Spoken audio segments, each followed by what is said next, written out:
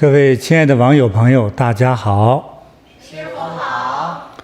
对，今天我们讲的话题呢，觉得有点小小的恐怖的感觉哈。但是生活中啊，它就是这样子，你怕也没用。有时候就是比如说在睡梦中，你做什么梦是不能预定的呀，它和定制衣服不同，对不对？这说来就来了。是呢，我们总是想自己做美梦啊，天天都是这么想的嘛。对，但是有时候不是美梦，对，它可能是一个有点令人头疼的鬼梦，对，邪梦，或者很惊悚的。对，就是让你想不到。是，谁也不希望做这种梦。有些做完梦之后啊，醒了之后恶事就发生了。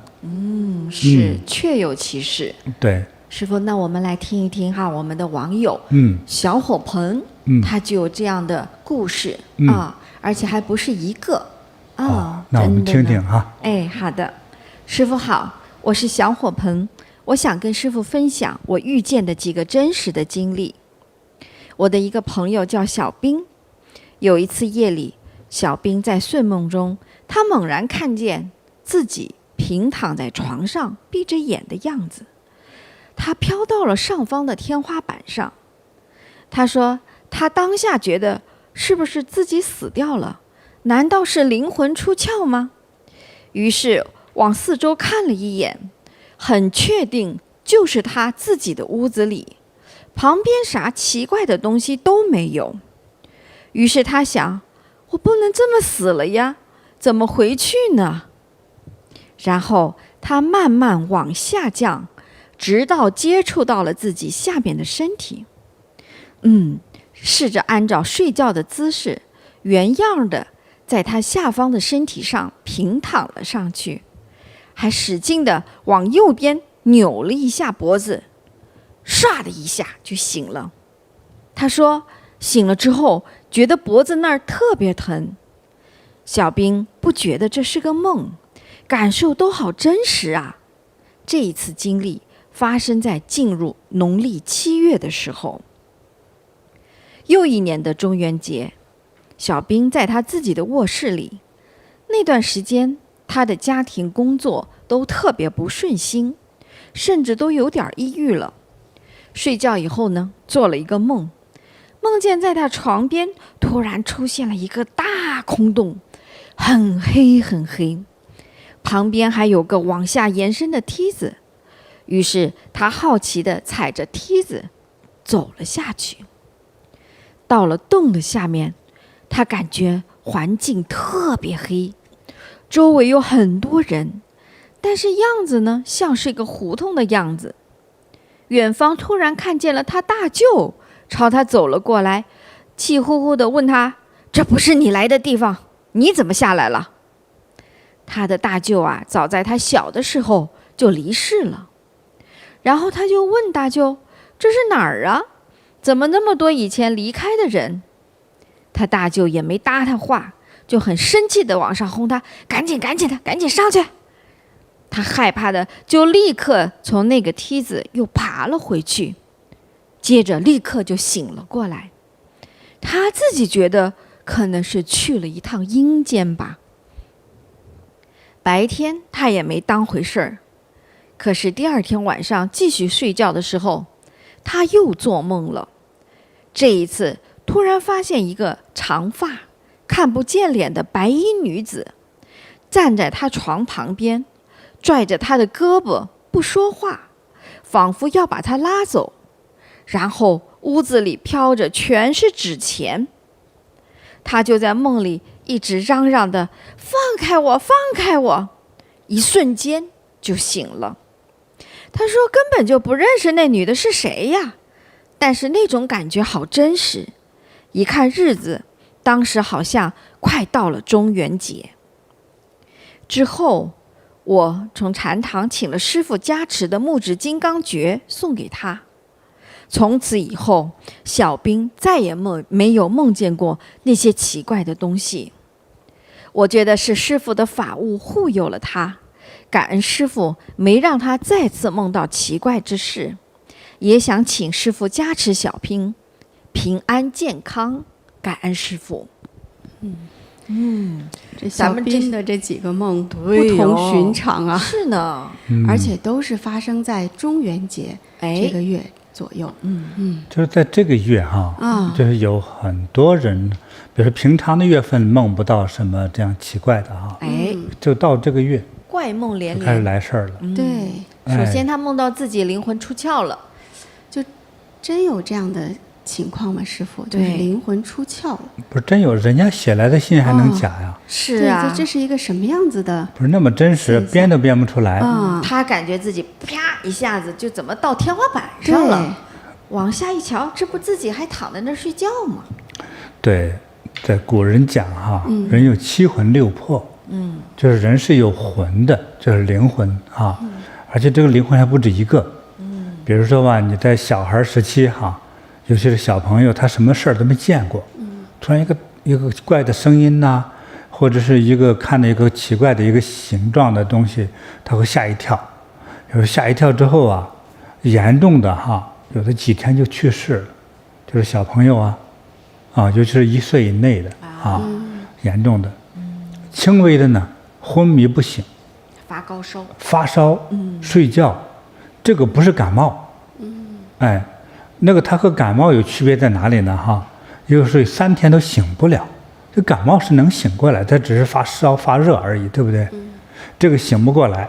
另外呢，排出的大便呢是青绿色的，青绿色，对，这个就是小孩呢，就是也叫吓破胆了，那个胆汁是绿色的，所以他那个大便变成绿色的了，哎，就是这种呢，小孩就是吓掉灵魂了，他这样的一个标识。需要收精安魂呢。对，这个如果是小时候这个如果治不好的话呢，这个小孩可能会出现接下来就大脑炎。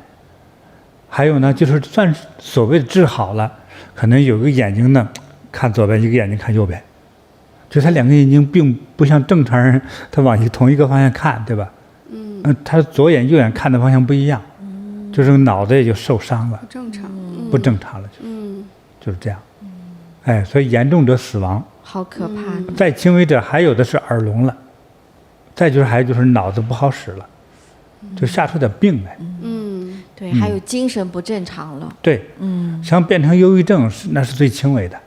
哎呦，我天哪！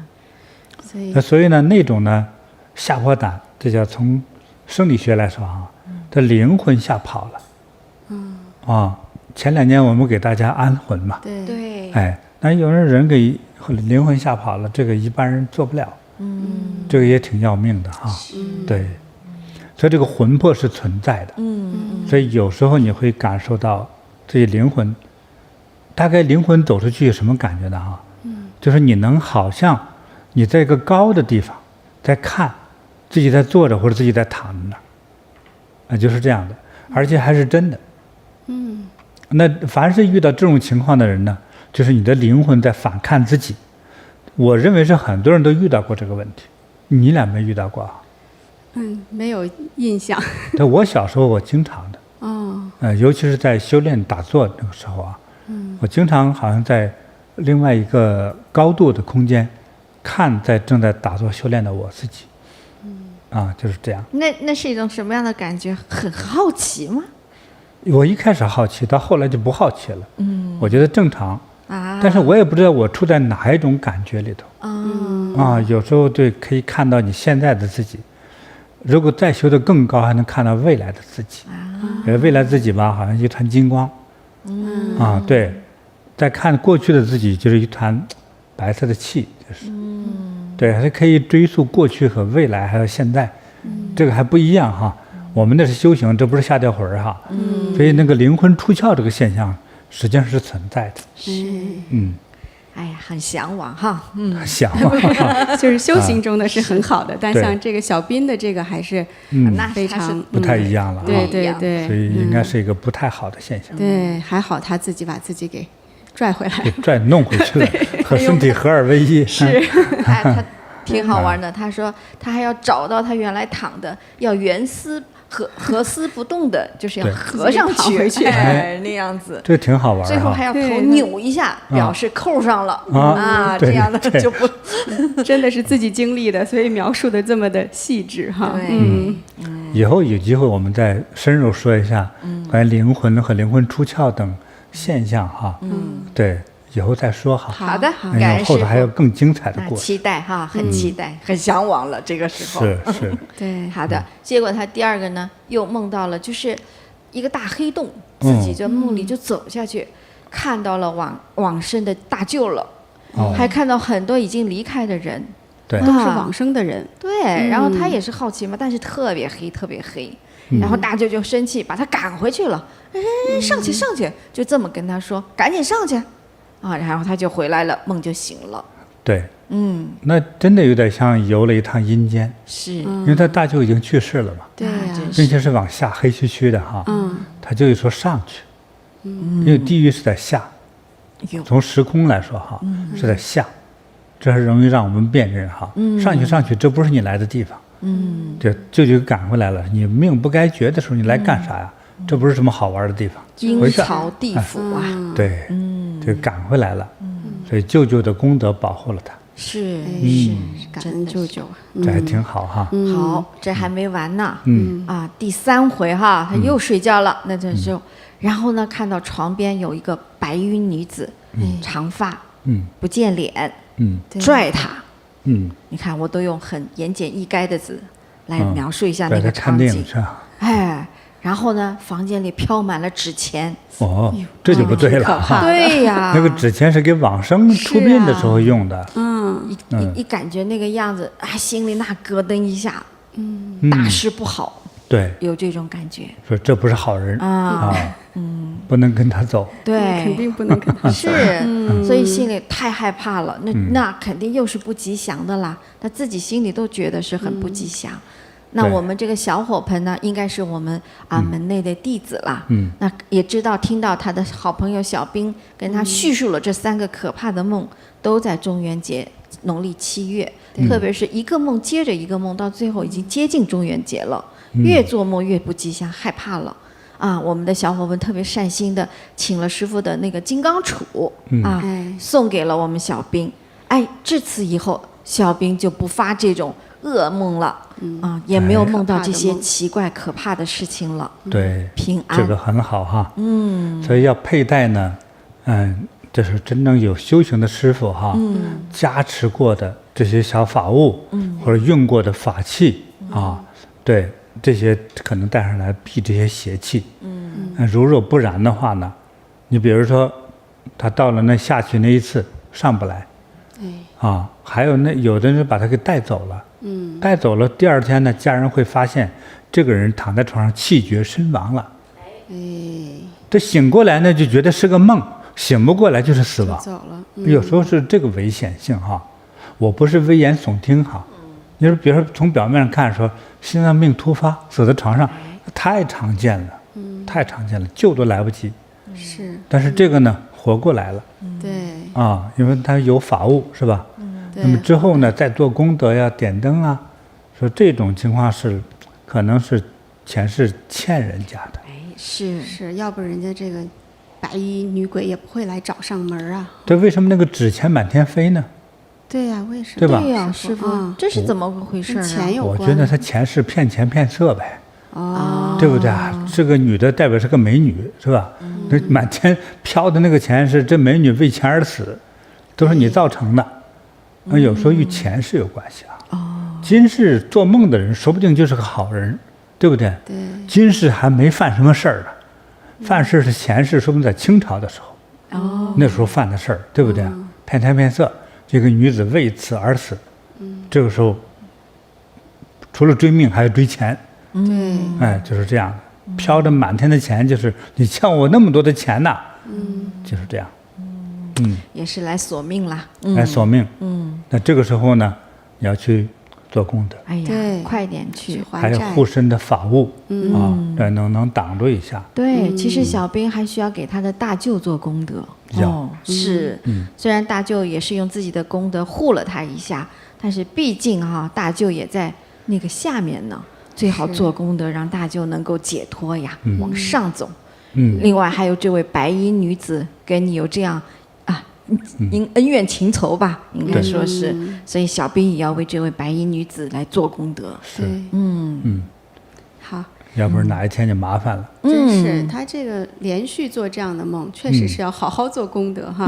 那师父，这个小火盆呢，他还给我们提供了第2个鬼故事。还有呢？是，好，他的朋友好像还比较在中元节有梦。哦，这都是好朋友啊。哎呀，是。来，他另外一个朋友哈，小水啊，这是小水妈妈的梦境。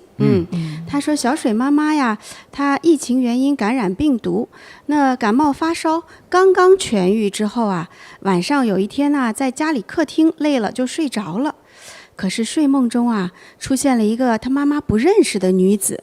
这个女子啊，在她家的客厅里乱翻东西，可是妈妈就是看不见这个女子的脸。他妈当时在梦中啊，内心就有种感觉，说这个女的好像要冲过来抓住她。果不其然，下一秒，这翻东西的女子一下子冲到他妈妈面前，向他妈妈的脸上吐黑气。他妈吓了一跳，心想这可怎么办？不能让她把这不好的东西带给我。于是啊，他妈妈下意识地使劲抡了一个拳头，直接打到了这个吐黑气的女人的脸上。下一秒，这女人就消失了。瞬间，他妈妈也醒了。醒过来的时候，一看，正好是凌晨3、4点钟。他妈妈就想啊，是不是最近自己生病，身子弱了，所以梦见了不好的东西？那他也想请问师父，哎呀，他这个妈妈和这个梦中的女子到底是什么因缘？为什么梦中这女子要吐黑气给他的妈妈呢？也想请师父加持小水妈妈平安健康长寿，感恩师父。这是第2个故事。细节我不知道，说他们2个到底有个细节什么恩怨啊？反正遇到鬼，给他吐黑气，对，就是等于是让他倒霉嘛。所谓中国人讲那个一脸晦气，一脸晦气的颜色呢，就是灰黑色的颜色。对，像对呀，脸上一发黑，人可能命不长哈。对，所以这个如果是灰气的话呢，就是要倒霉。所以一个人好运的时候，人家都说什么印堂发亮，对，印堂发亮，满面红光，满面红光。对，是这样子哈。那这个如果倒霉相呢？就是灰黑色的气就来了，晦暗，也叫晦气。晦气呢，通常在脸上尤其是在印堂啊、眼神这一块哈、嘴唇这一块都是要是明亮的就是好的哈，不明亮就是发灰、发暗的话就是倒霉相。所以这个梦到鬼呢，给他吐黑气，就让他倒霉。其实就是给他一诅咒。哎呦，我觉得这也是得罪的，可能过去做的错事儿吧。得罪的我也不知道是鬼啊，还是当初是人呢？来让他倒霉的。就是这个意思。哎呀，那怎么办，师父？补救的方法呢？补救的方法，就是2大条路。那么第一个呢，就是因为这就是冤亲债主啊。因为我们说不清他和他之间有没有血缘关系。有可能就是外面的人，比如钱是你骗的人嘛。一般很少骗自家人，对不对？骗的是外面的人。骗人钱呐、骗人命啊，骗人色呀等等的，就是骗人行为，这时候人家来报复来了。你呢第一个要忏悔，那么第2个呢，比如说点灯啊，求地藏王菩萨来帮助消解这些怨气。是。对，第3个呢，在家里头要想避开这些邪气哈。你看咱们那个经书了吗？给我拿一本哈。好的。看你们那边有哈？我们这儿有。你那个有呢？有那个我讲解过的那个，你直接读都可以。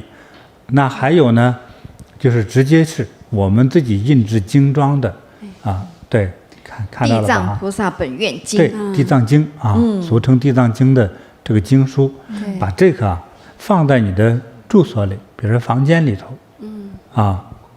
那也有人问，之前就有网友就说，那个放房间放1本够不够啊？就看你屋大不大比如说你们家有3、4个睡房的话呢，你比如说你在客厅的一个高尚的地方放一部书经书，那么第二个的话呢，在你的每个卧房里头至少放一本。床头柜呀，还有些你那个屋里头容易出问题的哈，还可以在你的枕头下面压一本，好吧？好，让孩子睡得更踏实对，就是啊。记得吗？地藏经怎么说？还记得吗？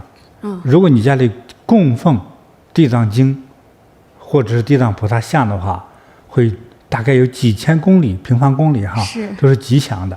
咱先不敢说几千公里了，你家里头供上1部到几部啊地藏经的话，这上又有佛像又有经文，它那个功德是很大的，能量非常强哈。首先护佑咱们这个家呀平安吉祥是绝对没问题的。需要呢。甚至是现代人都开车呀，你说谁也离不开交通工具，对不对？是汽车又快捷又方便，对不对？但是撞不撞车呢？现在这件事儿太多了，我们都不敢多说哈。所以呢，在车里头，你记得在马来西亚有个同学家嘛哈，对他撞了车了，是一家4口人平安出来车了哈，可是那个车撞报废了。报废了，他当时就在咱们那个车里头呢，放的是我们那个经，对，是我们之前菩提法门经典，最早的菩提法门经典，对吧？对放了4本哈。对，这个呢，地藏经也一样，无论是我们印制的，还是加上我讲述的哈，都可以放在家里或放车上，或者办公室，或者你的这个进行工作的地方哈，都是功德无量的啊。对，这是我们过去的哈。对，这个我们还有的常常有几部哈。对，那你要请的话呢，像这个老的这个经典哈，菩提法门经典这个哈，大家就免费就可以请哈。但是我们新印制的纸张越来越贵哈，大家还是要发心请才行哈。应该的，对，对，现在咱们一共存的也没多少本了哈，没有，大家早到早得哈要赶，快有些常常还有那么几本哈。是，对，早到早得哈。再就是说，给大家呢要介绍呢，你要带一些像我们作为修行人加持过的这些小法物，随身带。对，如果你问题严重的啊，你睡觉的时候绑在手腕上，或者是如果勒不到脖子的话哈，戴到脖子上，我相信是有好处的。对，对，是就是这一次我们也是特别的哈，看到了柯尼师姐和我都佩戴了这种小金刚杵，是玛瑙金刚杵。对，是，我们对编制了一下啊，它又很有美感，像项链一样的。对那本来这个玛瑙制就是通经活血，又带有灵气，又可辟邪呀，以帮我们辟邪，咱们要它的加持力吧。是加持。金刚杵、金刚诀啊对，这也是编过的哈。对编过的多了也挺好看的哈。对，来避这些邪气哈。就是带一支呢，一支也可以。像我这个呢，因为这个石头它还多种多色的哈。对这个有一点点淡淡的紫色，天然的色啊，这个很罕见的这个颜色呢。看不清楚哈。对，这样可以哈。你看还有呢，这样的红色哈。对，小小的红色的啊，这个很小啊，你呢可以绑在这个手机上也可以，车钥匙上，手机上，小孩挂在书包上，对，大人也可以绑在书包上啊，对你的小包包上都可以的哈。对，它有不同的颜色哈，还有这种淡淡的蓝色的都有啊。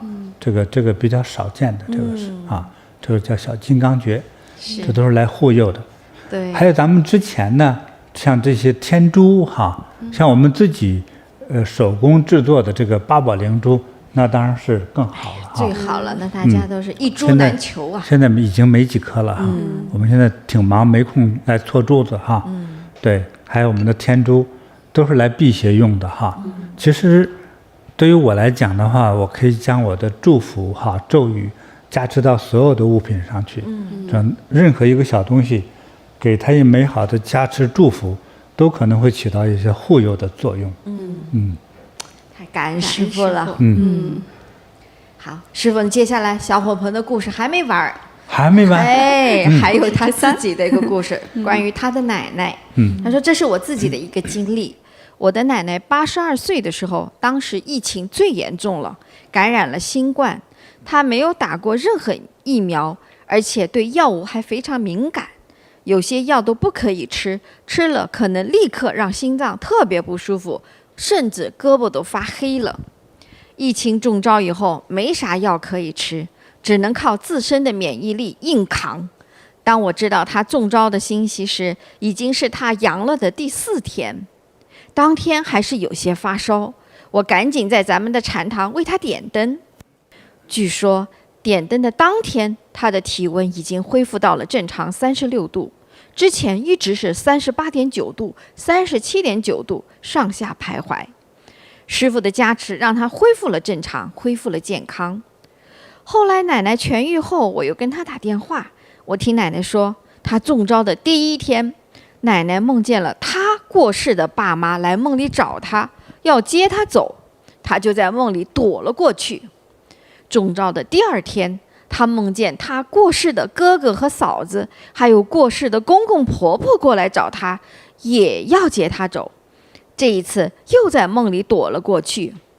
中招的第3天，她梦见过世的丈夫来找她，同时之前梦见的往生的亲人都一起出现了，说就是要接她走，如果她不走，绑也要绑走。她就在梦里四处跑，最后好像碰见了一个类似黑社会的很厉害的人，把她藏在了一个屋子的角落，让她再次躲过了一劫。同时他梦见过世人的那几天里，我爸爸在其中1天也梦见了我过世的爷爷。他说好像因为爷爷要带走我奶奶的事情，在梦里和我爷爷还打了一架，就醒了过来。从第4天开始我给奶奶点了灯之后，奶奶就再没有再次梦见过任何过世的人，而我给她点灯的时间正好就是第4天。很难想象如果没有为奶奶供灯，结果会怎样。我真的非常感恩师父的护佑，保了她一条命，让她平安度过危机，没有被阴间的鬼魂给她拽走。特别感恩师父同时护佑了和爷爷打架的爸爸，幸好平安，想想都心有余悸。一个活着的人和一个走了的人梦里交手，这可真的不太好。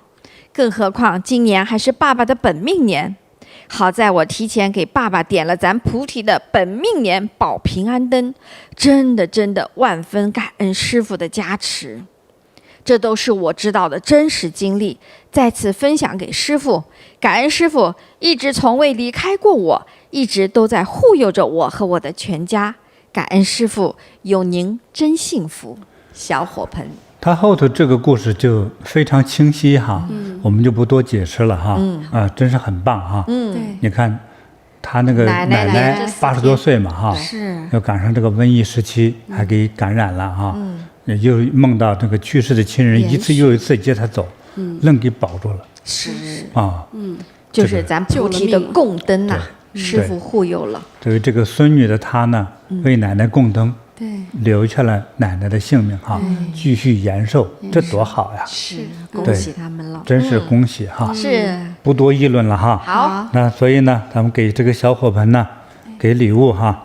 哎，你看，金刚杵哈，这个再加上一颗八宝灵珠哈，上架的金刚杵，送他3个哈小法物哈。好，祝愿你们全家如意吉祥啊！收到。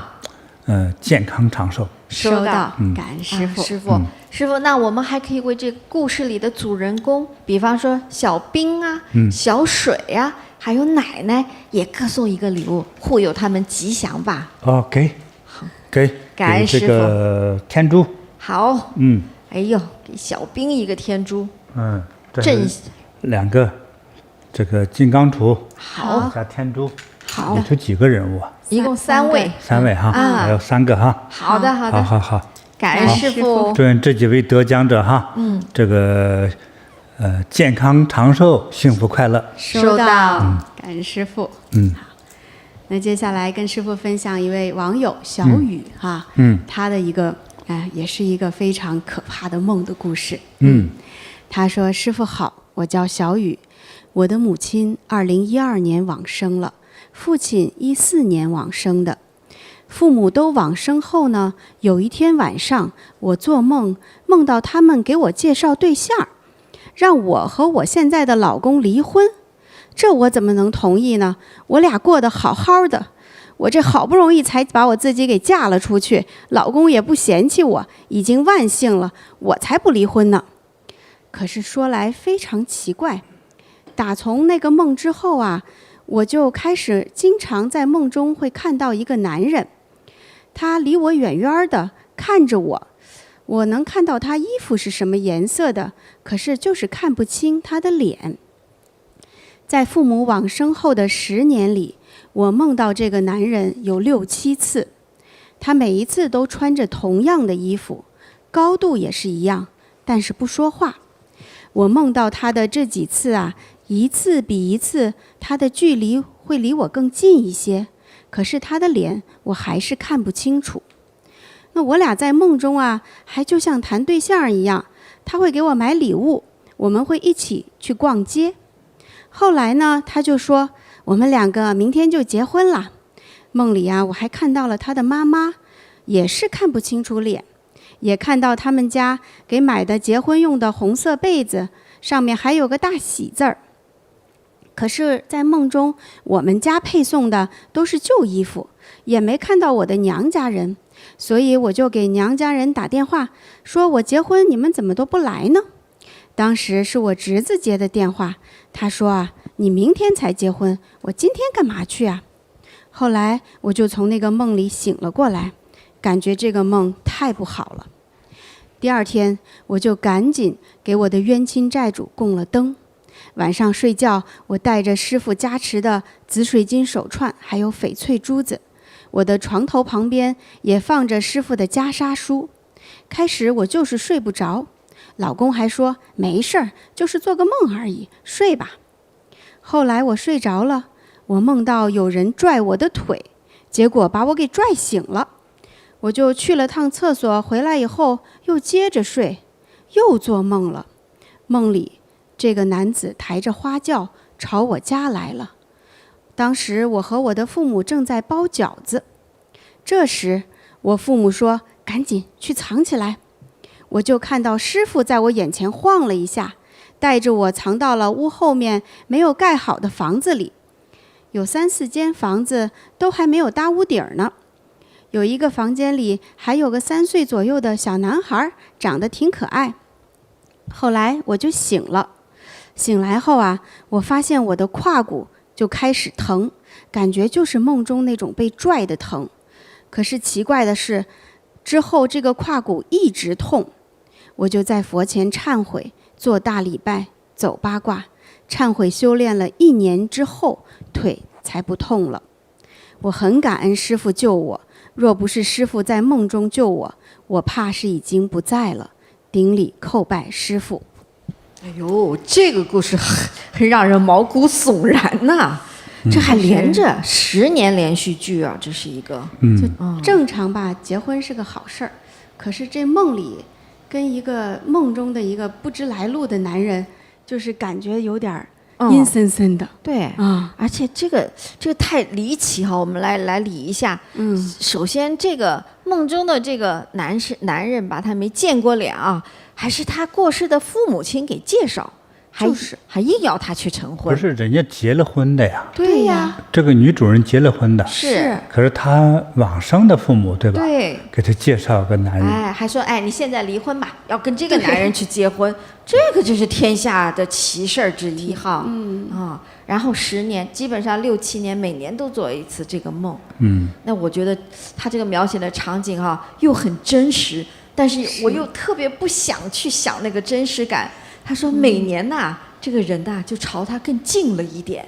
对，就最刚开始第一回做梦的时候还远远的嘛，看不清，但是能看清他衣服穿的那个颜色，对，只是脸看不清哈。但他说每过1年又梦到同样这个男人，只是这个人就离他更近了。哎呦，这种感觉越来越可怕。咱们呢，精彩故事很多哈，我们短一点议论哈。好，对我短一点议论他呢，就是说实在话，这个叫鬼婚。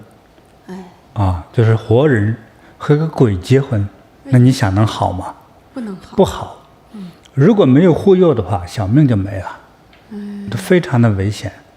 所以呢，就这位当事人哈，这应该，我觉得还是去请佛菩萨哈、地藏王菩萨来护佑。对，对要点灯啊，做些功德哈。对，哎，你想，就是你做的这个梦哈，就我们编故事都想不出来的事儿，这是网友真的，这太离奇了，对不对？对对对但是麻烦的是，这不是一个好梦。对，这个鬼魂还一直缠着他。对，这是个麻烦。也提醒大众呢，就是我们轻易不要给人给神许愿啊，许愿如果做不到，赶快去给人忏悔道歉，说明我为啥做不到哈。但是通常不要轻易许愿，这些可能有许愿的原因造成的今世的这种折磨哈。人家来追他了，等着呢。对但是不管源头是什么原因，就此时此刻他做的这个鬼婚姻梦，是对他来说就是伤害。差半步就把人带走了。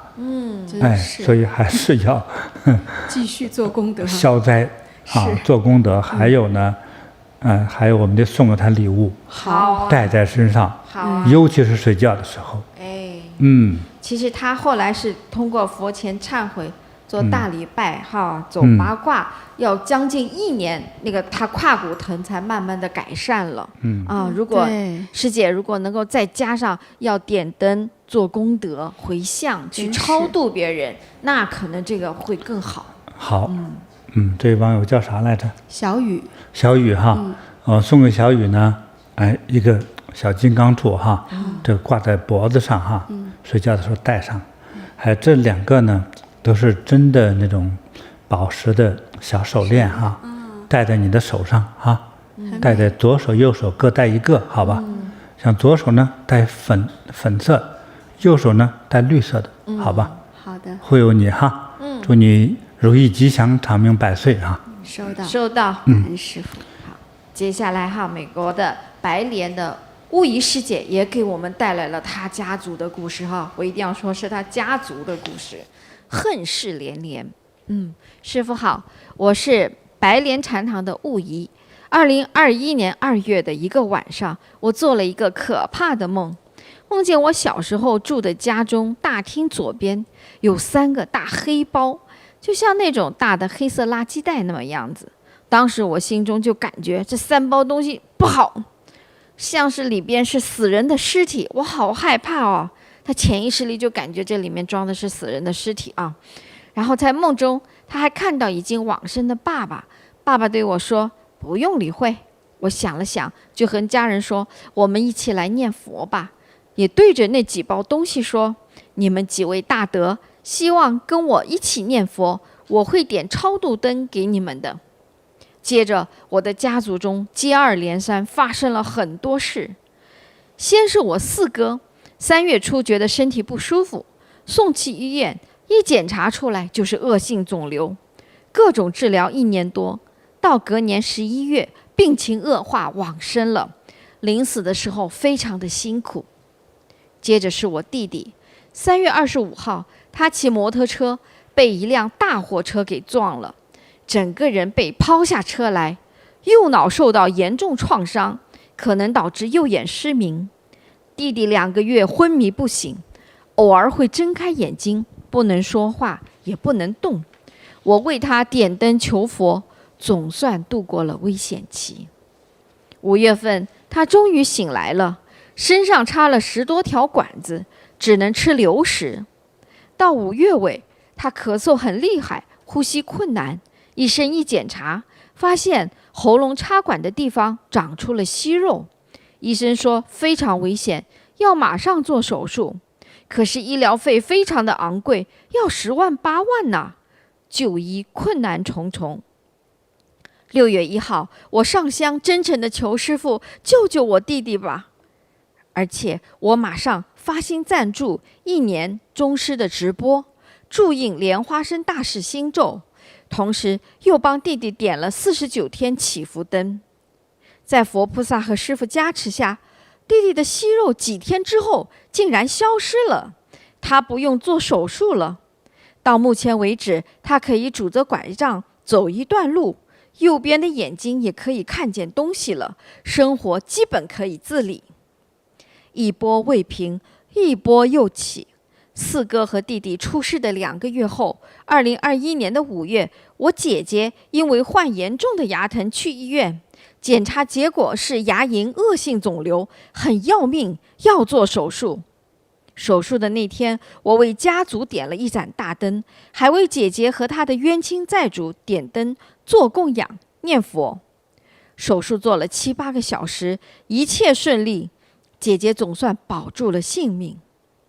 接下来是我自己。2022年有天晚上，我梦见撞车了。半个月后，我又做了同一个梦，我心里忐忑不安，就为自己点了一盏平安灯。过了不久，我的梦境在现实中真的发生了。2022年5月6号，在一个超市的停车场，我停下车，准备下车，结果有一个新手司机转弯时撞到了我的右边车身，车子撞坏了，还好人没事。可是第二天，也就是5月7日早上9点，我开车去上班，我的车在高速路上以每小时75英里的速度飞奔，突然前面有工作人员在修路，我因为车速太快，来不及刹车，撞到了前面的车。万幸的是，前面的车只是有点损伤，没有伤到人，我的车子当场报废，但我自己也只受了点皮肉伤。医生说好幸运啊，这一次车祸中没有伤到别人，我也只受到了小小皮外伤，真是不幸中的万幸了。从2021年到今天，我家族发生了很多事情，如果没有学习菩提，没有遇见恩师，在我梦中出现的悲惨情形，在我和家人面前可能就变成不可挽回的事实了。我无比的感恩宗师，感恩菩提禅修，让我找到了消灾避难的方法，把伤害降到了最低。这是我们的悟仪师姐，真的是她家里兄弟姐妹4个人连连出现恶事。哥哥恶性肿瘤去世了，弟弟出了车祸，撞了右脑，差点右眼失明，后来好歹做了功德，救回来一命。姐姐去看个牙疼病，没想到一看出来又是个牙龈的恶性肿瘤。好歹又做了手术7、8个小时啊，我们的悟仪师姐就赶紧给姐姐点灯啊，冤亲债主点灯，还要给家族点灯，才保佑她这个牙龈的手术，其实也是要切除恶性肿瘤，手术顺利吉祥。最后她自己连着2起车祸，其实她半个月前已经梦见有这个预兆了，她都已经有预见的这种感觉了，还是避不过。先是撞了一个脚，第二天整个车撞报废，躲不过呀这个车祸。但是好在什么情况呢？他在2次连着做梦出车祸以后，他心里不安嘛，给自己就点了一个大的平安灯啊，已经护佑了。但这2次车祸真的叫大事化小，小事就化了更小了。对他来说，车是撞报废了，不过人只受了一点皮外伤而已。真的是亏得师父和佛菩萨保佑着他呀。你看他那个兄弟姐妹得的病，我是发现都在头上，是吧？哎，对吧？对，是，都是恶性的嘛。都是恶性。那撞车呢，也不一定撞头撞哪里哈，都是像索命一样。对，好像就在很快的时间之内发生这一切呀。躲不过的。就是他做那个3个大黑袋儿之后的3个月内，他的哥哥、弟弟、姐姐连续发生了3桩恶性事件。对，其实他做梦的时候心里就很不吉祥啦，就觉得这个黑袋子里装的就是尸体吧。对，所以这3个尸体是谁呢？哎呦，就应到自己家来了。真是。是。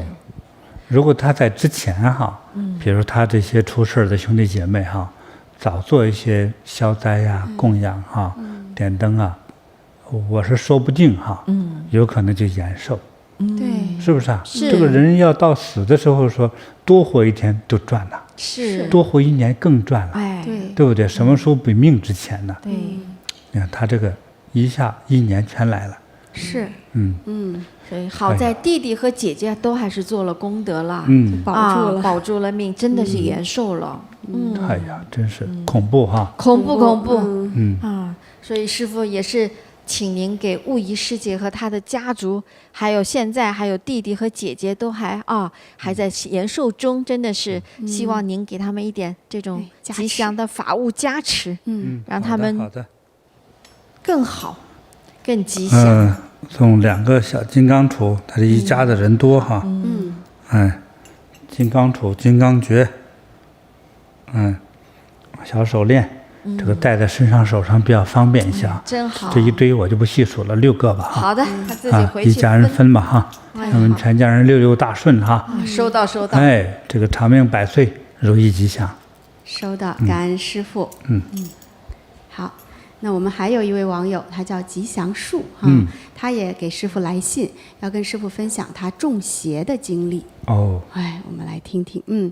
他说：“尊贵的师父您好。3年前，我和家人去了一趟缅甸，在莆田这个古老的地方流连忘返。当地有很多古老的佛塔，有的在市中心，有的比较偏远。我们呢去拜了好多，有时候也就是没有目的性的，就是好玩去欣赏。当时我的身体不太好，有一些体质弱，但是从缅甸回来以后，我发现我的身体越来越差，全身没劲儿。走路都很困难，经常还会有恐惧感。还有2次，我竟然梦到了鬼来抓我。第一次，我梦到我和一个人抬着棺材，好像是水晶棺，抬着抬着，棺材突然掉到了地上，棺材盖儿自己给开了，感觉棺材里面还有东西掉了出来。这个时候，我突然觉得有双手在掐我的脖子。但是看不着是什么在掐我，我挣扎了好一会儿才脱离了危险。还有一次，晚上睡觉的时候，我又梦到不知道什么东西把我的脖子从后面勾着，还整个从我的后背压在了我的身上。我又痛苦地挣扎了好一阵子才脱身。从此以后，晚上我会经常害怕，我不敢关灯睡觉。每年的农历7月前后，我在外面走路的时候，我总感觉突然在我面前走过的人是某个曾经熟识的往生的人的面孔。有一次呢，我在小区树林里走，也就是40来米的一个树林，我突然觉得全身从我的中心向四周要爆炸的感觉，仿佛顷刻间我就会灰飞烟灭。真是千钧一发的时刻，我立刻念金菩提宗师救我，金菩提宗师救我，喊了好几声，这种感觉才退去。最恐怖的是，我的梦中还曾经有2次不知道是什么东西和我竟然有男女关系发生。当时我的身体已经极度虚弱难受了，我不能干活，每天都是躺着的。我知道自己一定是中邪了，能量和元气严重不足。一个懂中医的朋友给我号脉，觉得我的脉象极弱，告诉我先生要对我好一些，好好照顾我。我也觉得我将不久于人世了，所以还向先生交代了后事。那个时候我是真的害怕了，我非常恐惧。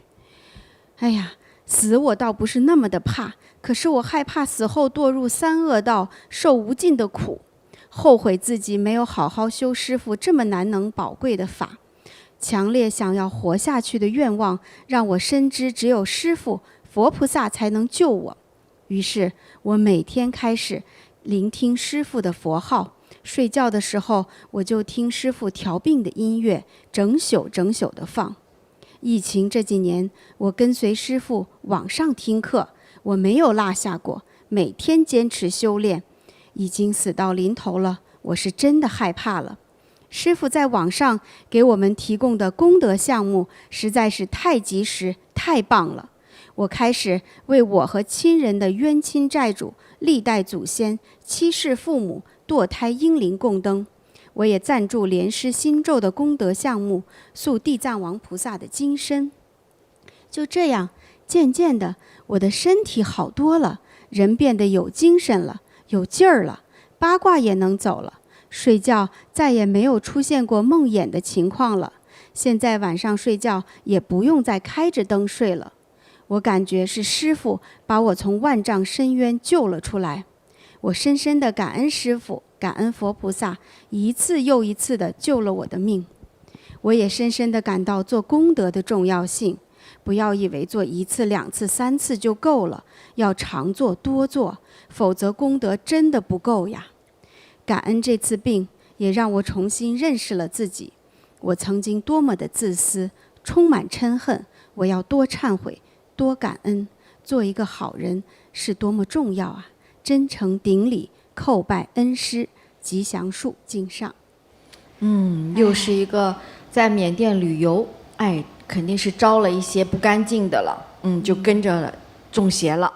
对这一中邪好嘛，一下子元气大伤，人就垮了。是，就他这个梦也是几次梦见鬼啊，掐脖子，各式各样的，反正从后面来、前面来的，对，然后这真是叫中邪，对，这个是要命的，都交代后事了，跟她的老公，他感觉自己都要化成灰烬的感觉。对，这会儿才觉得法真的很重要，对，这个时候真要命忏悔的时候，是，他就还好，他也是需要嘛，也对，算是有缘分哈，救了他一命，对，是，那还真的是亏得师傅的直播一直伴着他，对，他一直听着师傅的开示，听着师傅的音乐，一直就是在师傅的吉祥护佑中，才胆战心惊地度过了他最艰难的一段人生。东南亚地区的一些国家有很多也是挺容易给人弄邪气的哈，对，这个应该就是一个附体哈。所以，是。然后这个吉祥树特别感恩师傅的功德项目啊，他真的是救命啊！那个时候对他来说太需要了，那个时候，做了功德就真的是救他一命。对，真好哈，还是受益了哈。好，我们给吉祥树有礼物。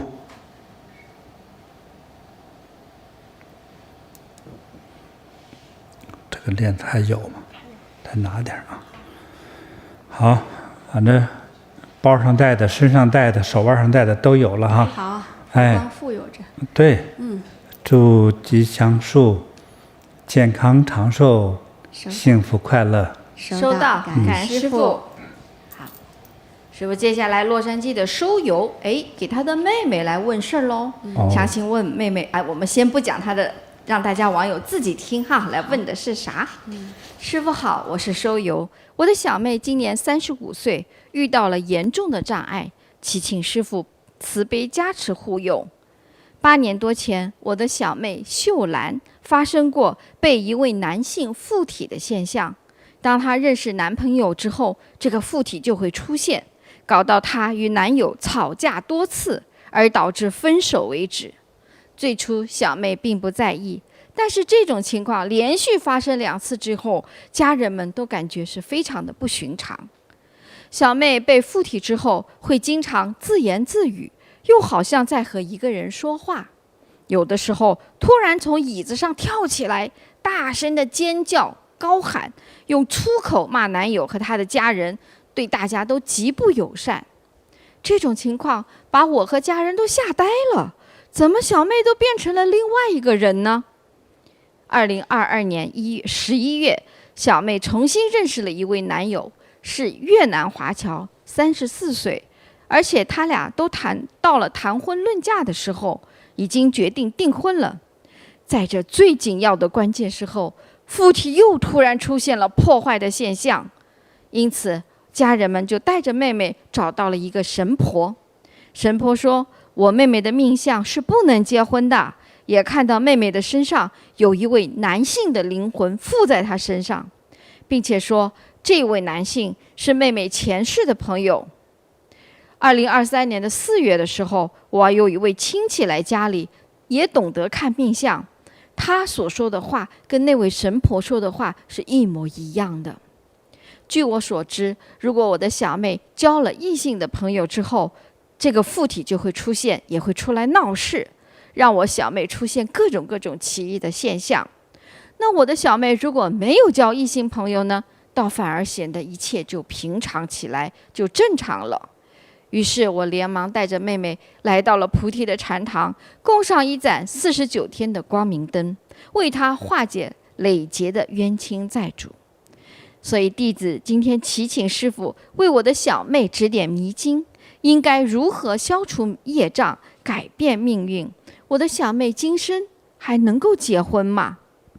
最近我发现我的小妹和她的这位新男友相处发生了奇怪的现象。她的男友一发怒的时候，就变成了另外一个人，对我的妹妹特别的凶恶。她的身体上也出现了哮喘、耳聋这些情况。我们在谈话时，她都不容易听得很清楚，手也会发抖。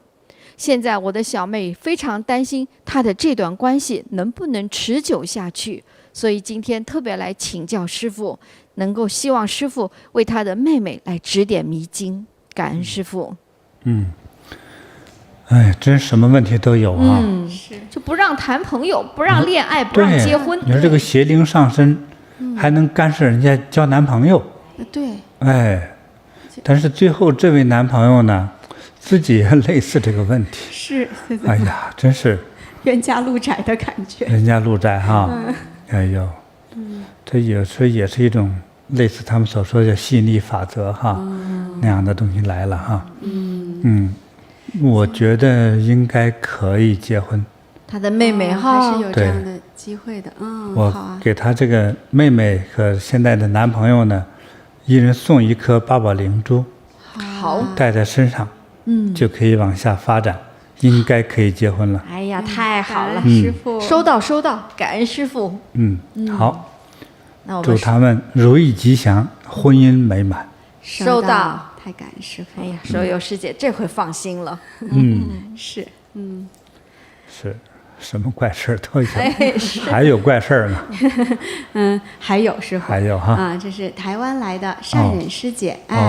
对她的一个盂兰盆节供灯的故事。我们来听听。好。她说：“师父好啊！自从我进入到菩提禅修之后，我亲身经历了几次菩提供灯的神奇与殊胜。2014年，我的先生往生了。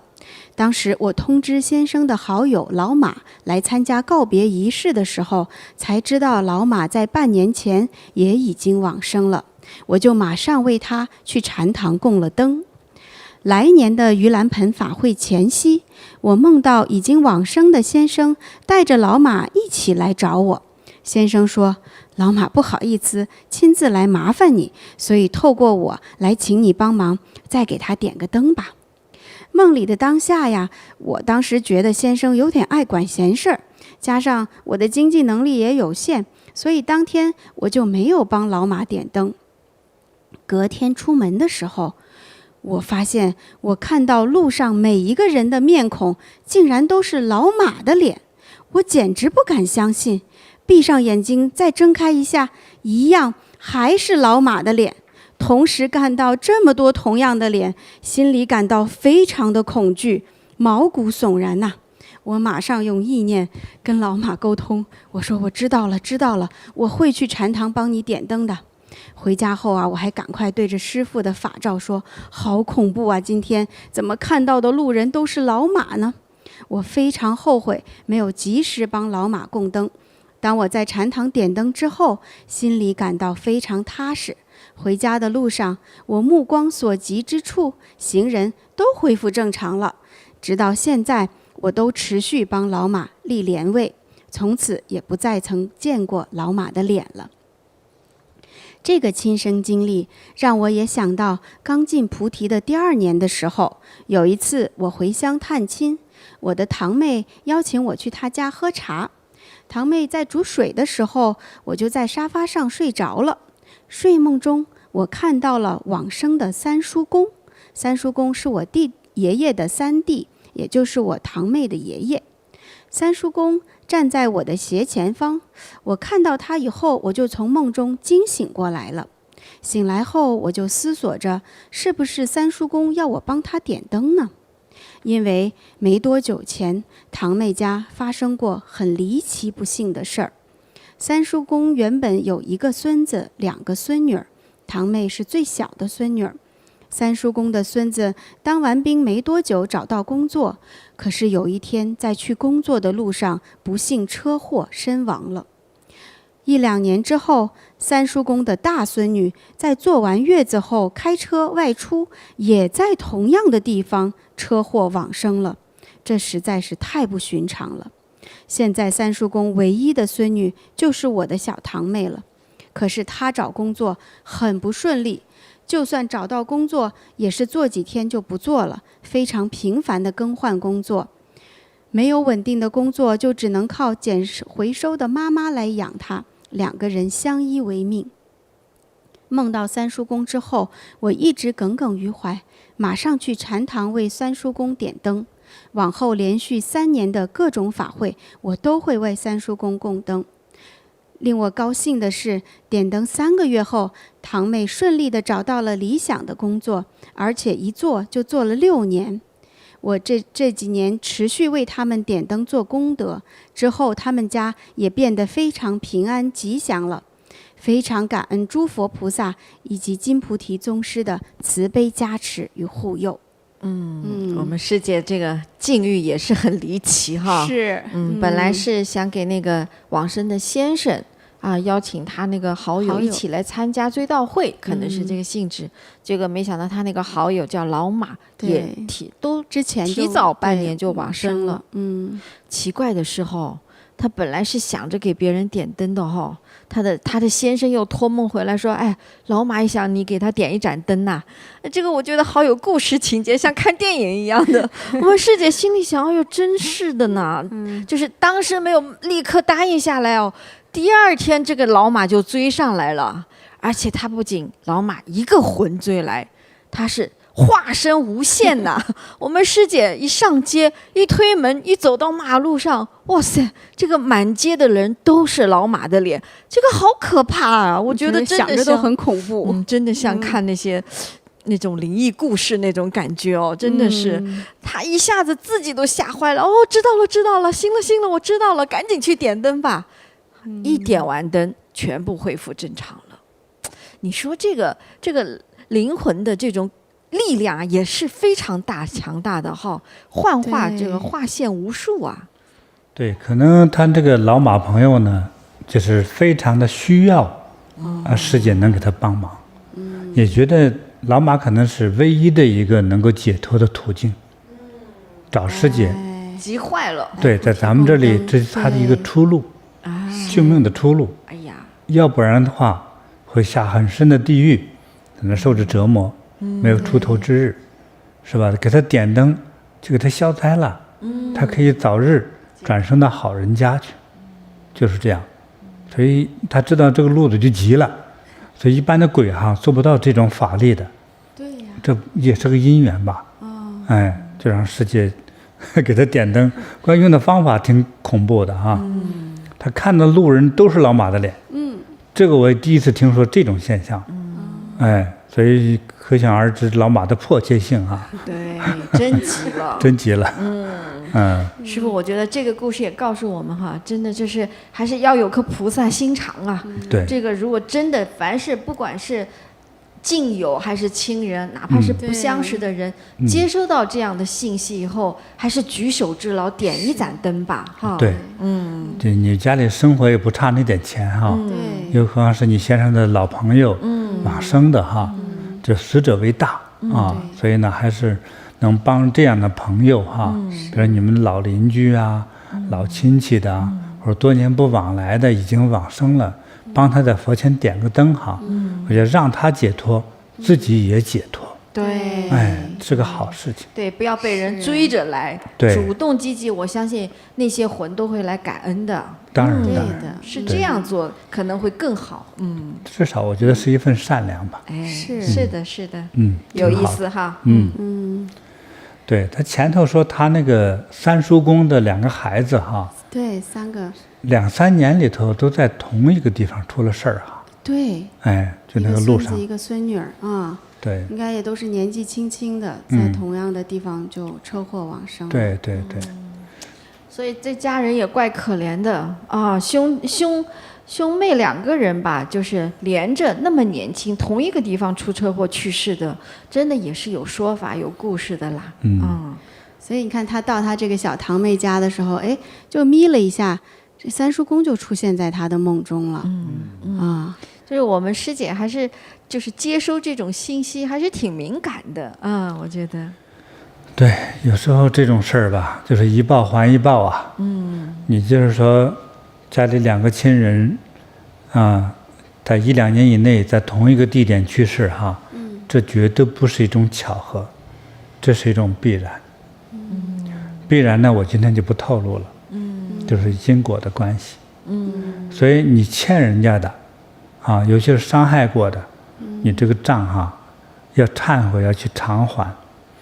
如果不偿还的话，对，比如说你过去把他们家的狗打死，今世你的命叫人拿走，它会变大，它是个高利贷，这个业力是个高利贷。对，你偷走了1块，你将来要还1万，但是做功德也同样会放大。所以的话呢，知错赶快改，要忏悔有债赶快还，否则利息代价太高了，滚得太快，这利息对，很恐怖的。对，你不要以为你之前犯了个小错，最后用你的命往上去还债，对，不划算了。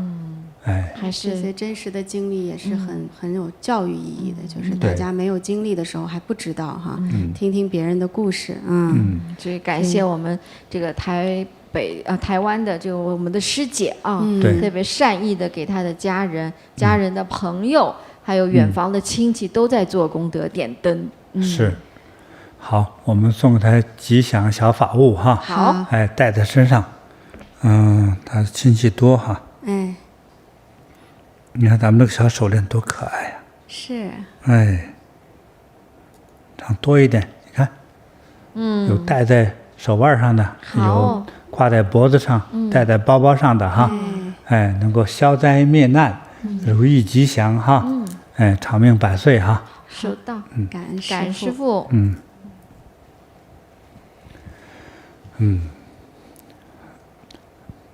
好，在这个特殊的日子里头呢，大家其实对于盂兰盆盂兰盆，现在这个季节，我们像中国传统的道教来说呢，叫中元节。那么在佛教来说的话，它是盂兰盆法会时期，也叫佛欢喜日的时期。从佛教来说的话呢，是很多修行者，就是专职的修行者、出家修行者他是个获得闭关修行圆满的一个好日子。就是你修行呢，才能觉悟，才能成佛呀。所以这称佛欢喜。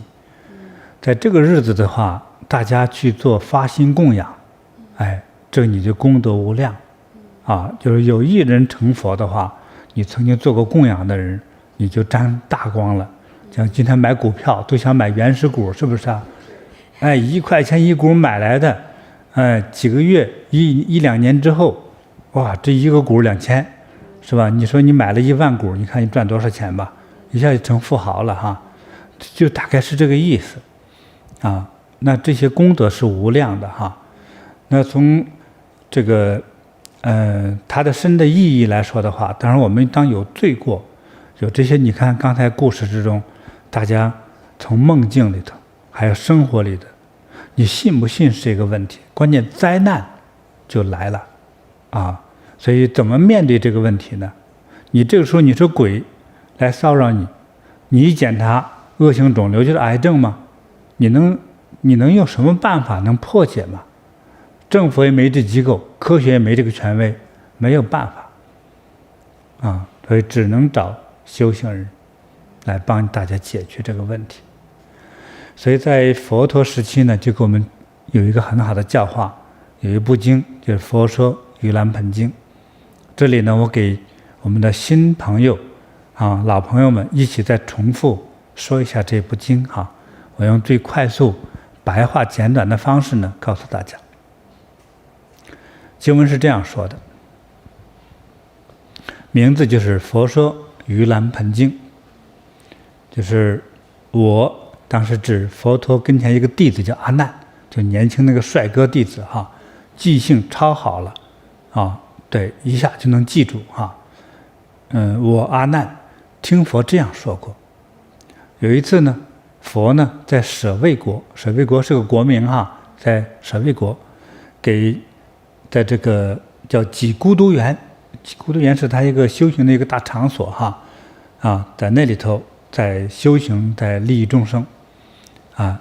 但那个时候呢，跟前有一位这个法力神通第一的这个目犍连这位尊者啊，他已经证得了6种神通啊，什么天眼通、天耳通等等的这些神通能力啊，这超级罗汉的这个程度哈。那天呢就想起来他要报父母恩，对，所以呢他就用神通力，就看看他已经往生的母亲到了哪个境地去了。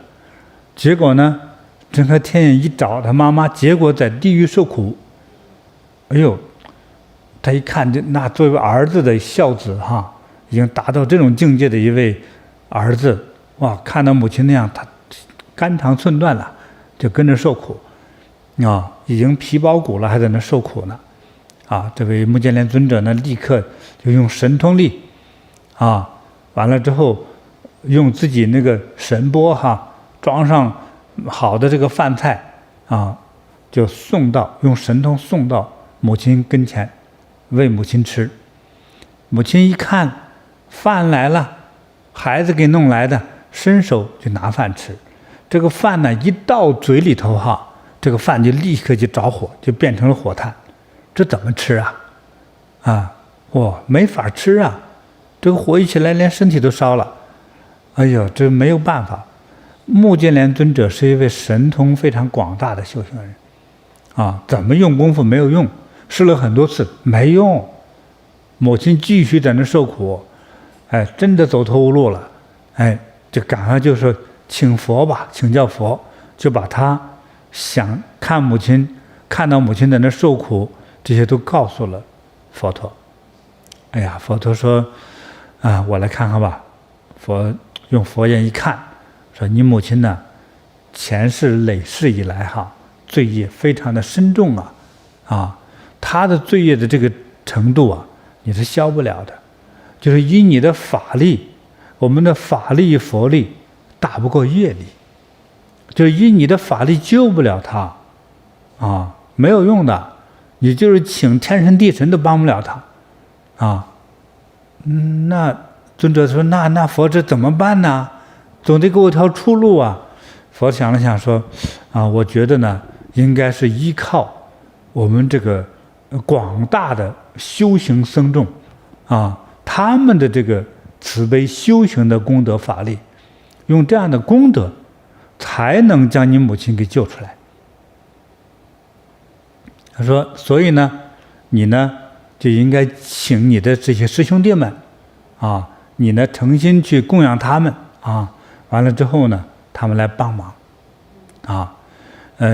可能能够救了你妈好。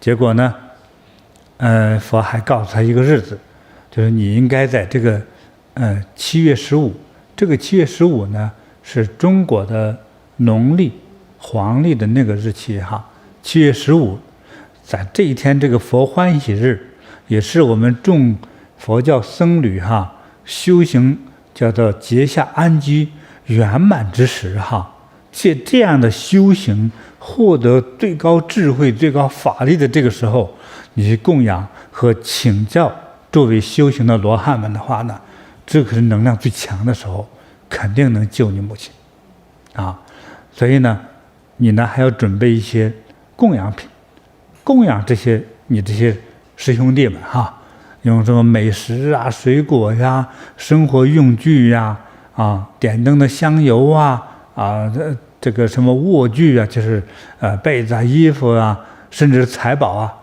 就是你能尽量给的尽量给他们在修行，他专职修行，他不去工作的，所以这些都要靠你想做功德的众生要供养才可以。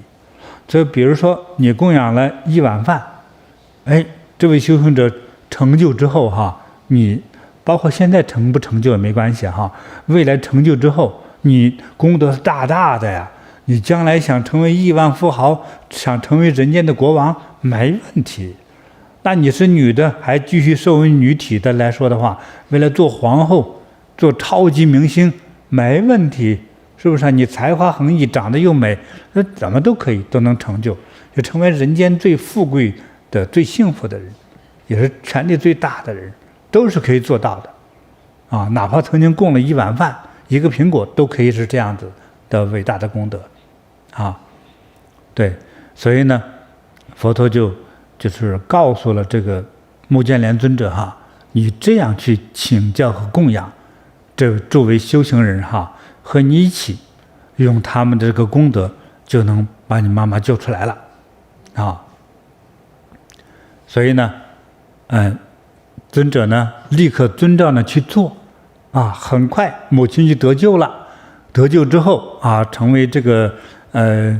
后来的修行哈，又成为菩萨哈，后来还能再利益众生，那么之后呢，就有很多人哈，就开始呢就学习这个方法啊。还有的说，因为从我们轮回转世来说哈，人你这一次有你的父母生你哈，只是这一次，那你无数次转生转世的时候呢，他有不同的父母。但是我们在记忆之中哈，和我们有关系的，和我们的业有关系的，有我们的7世父母，啊，我们从现在的父母再往前再追6世，加起来就是7世父母，都能让他们脱离这个3恶道，不在地狱受苦。3恶道呢，就是地狱道、恶鬼道、畜生道，啊，这个大家听懂了啊，直白的哈，对，所以呢。你这样做的这个供养，能够让你的7世父母能够得解脱，啊，未来无论转生在人道还是天道啊，这是一个特别好的一个出路。否则的话，就一个修行人，哪怕你已经证得了罗汉果位，救不了自己在地狱受苦的父母亲。要这样，要供养众生啊，众修行人。所以呢，在佛教很多传统的地方哈，就在这个节日的时候，是我们大众哈供养修行人、供养僧众的一个最好的做功德的供养的机会。尤其在南传佛教哈，大家拿着很多的美食宝物跪在地上，等在路边去供，有的直接送到庙里去供，啊，是这样的哈。所以呢，就是能够救我们的7世父母，或者是当我们其他亲人也可以。那7世爸爸可不可以啊？可以，是不是啊？甚至是说堕胎的婴灵可不可以？可以。还有过去我杀害过的猪狗牛羊，啊，为他们消灾，为自己消罪，可不可以？可以，啊，对。所以呢，我们不管我们在人间的身份是什么样的哈，我们在人间无论是国王啊、总统啊、大臣啊、富豪啊，一样的用这个方法。啊，因为你在人间的身份，都是差不多，就是有的是富贵一些而已，都应该用这个方法一出路，才能让自己的亲人得以解脱，啊，也是一个自己去欠债还钱做功德的一个弥补的好机会。就是说我们前世伤害过的无数无量的众生，啊，对，我们就把这个罪过啊，通过供养修行者，就把这个功德。把这个罪过就是补平了，供养的多呢，自己呢还有功德，是吧？就是让我们的希望救度的人啊，我们的亲人来说，能够，比如说，能够成为人间的，刚才讲到了富豪啊，权力最大的国王啊、总统啊、名人啊，是吧？甚至是往生天国，当然更好的还有往生东西方极乐世界，是这样的啊。所以大家学会这个方法了吧？对，所以我们一切人照这个方法来进行啊，做这份功德，那就对了啊。大概这个经文很简短，就这么多告诉大家了。但是特别我需要提醒大家的是哈，就是佛在佛说地藏菩萨本愿经中说，他说做功德的人哈，比如说我们对往生的人做功德，也消自己的罪业哈。我们现在活在世上掏钱做功德的那个人，自己得6/7。佛门经常用7来看待这个世界哈，它一个宇宙的一个定数哈。你做做了一个大的功德之后呢，6/7归了自己的这个功德福分上去，这个特别有意义啊，让大家知道一下。也就是比如说你是为父母消灾消业，对不对？可是这份呢，你做这个功德呢，6/7，其实给你自己和你的儿女得了，你会获得功德护佑保佑等等的这些好处是这样子的哈。所以呢，我特别提议呢，比如说我们的家长哈，为了让自己的孩子学懂事学善良，比如做这种功德的时候呢，我特别建议呢，家长尤其是妈妈哈，带着孩子，无论男孩女孩去给做供养的时候给佛教修行人做供养的时候，应该带着孩子一起去，掏钱也好，拿贡品也好，孩子也拿着一份儿，自己托在手上去献供。这样一个是培养孩子能够有一种恭敬心，他也在消自己的罪业，他自己也得了功德的6/7。你看小年纪，第一个让他形成一个特别善良恭敬的一个好习惯，对不对？第二个顺便给自己做功德，那将来身体健康升学呢顺利，找工作顺利，找对象结婚顺利，你看这多好呀！所以我们家长做的时候，除了让自己来做之外，一定要学会带着孩子也来做这份功德与供养我觉得能够做功德供养，你就是有福了。我们有时候会觉得很无知的会想，我做功德，我要发心有供养，给了东西，给了钱财，你们倒是得钱了，那我自己失去了那个部分。为什么？刚才我们讲故事当中那一位叫什么来着？他已经就是到那个缅甸旅游了一下，那位对不对？吉祥树那个马上生命垂危了，他才知道能够做功德救了自己的命，你就赚了，明白吗？你真正要没命的时候，你才知道活着是多么幸福的事情，知道吗？不管死了去哪个世界，至少我们非常留恋人世间能活尽量活着，对不对？那多重要啊！你能够做功德的话，我觉得我就不用再解释了能够做功德，首先证明自己还在基本上健康的活着，已经很好了。当连做功德的机会都没有了那是够惨的。所以这个部分呢，介绍给大家感恩师父的讲解。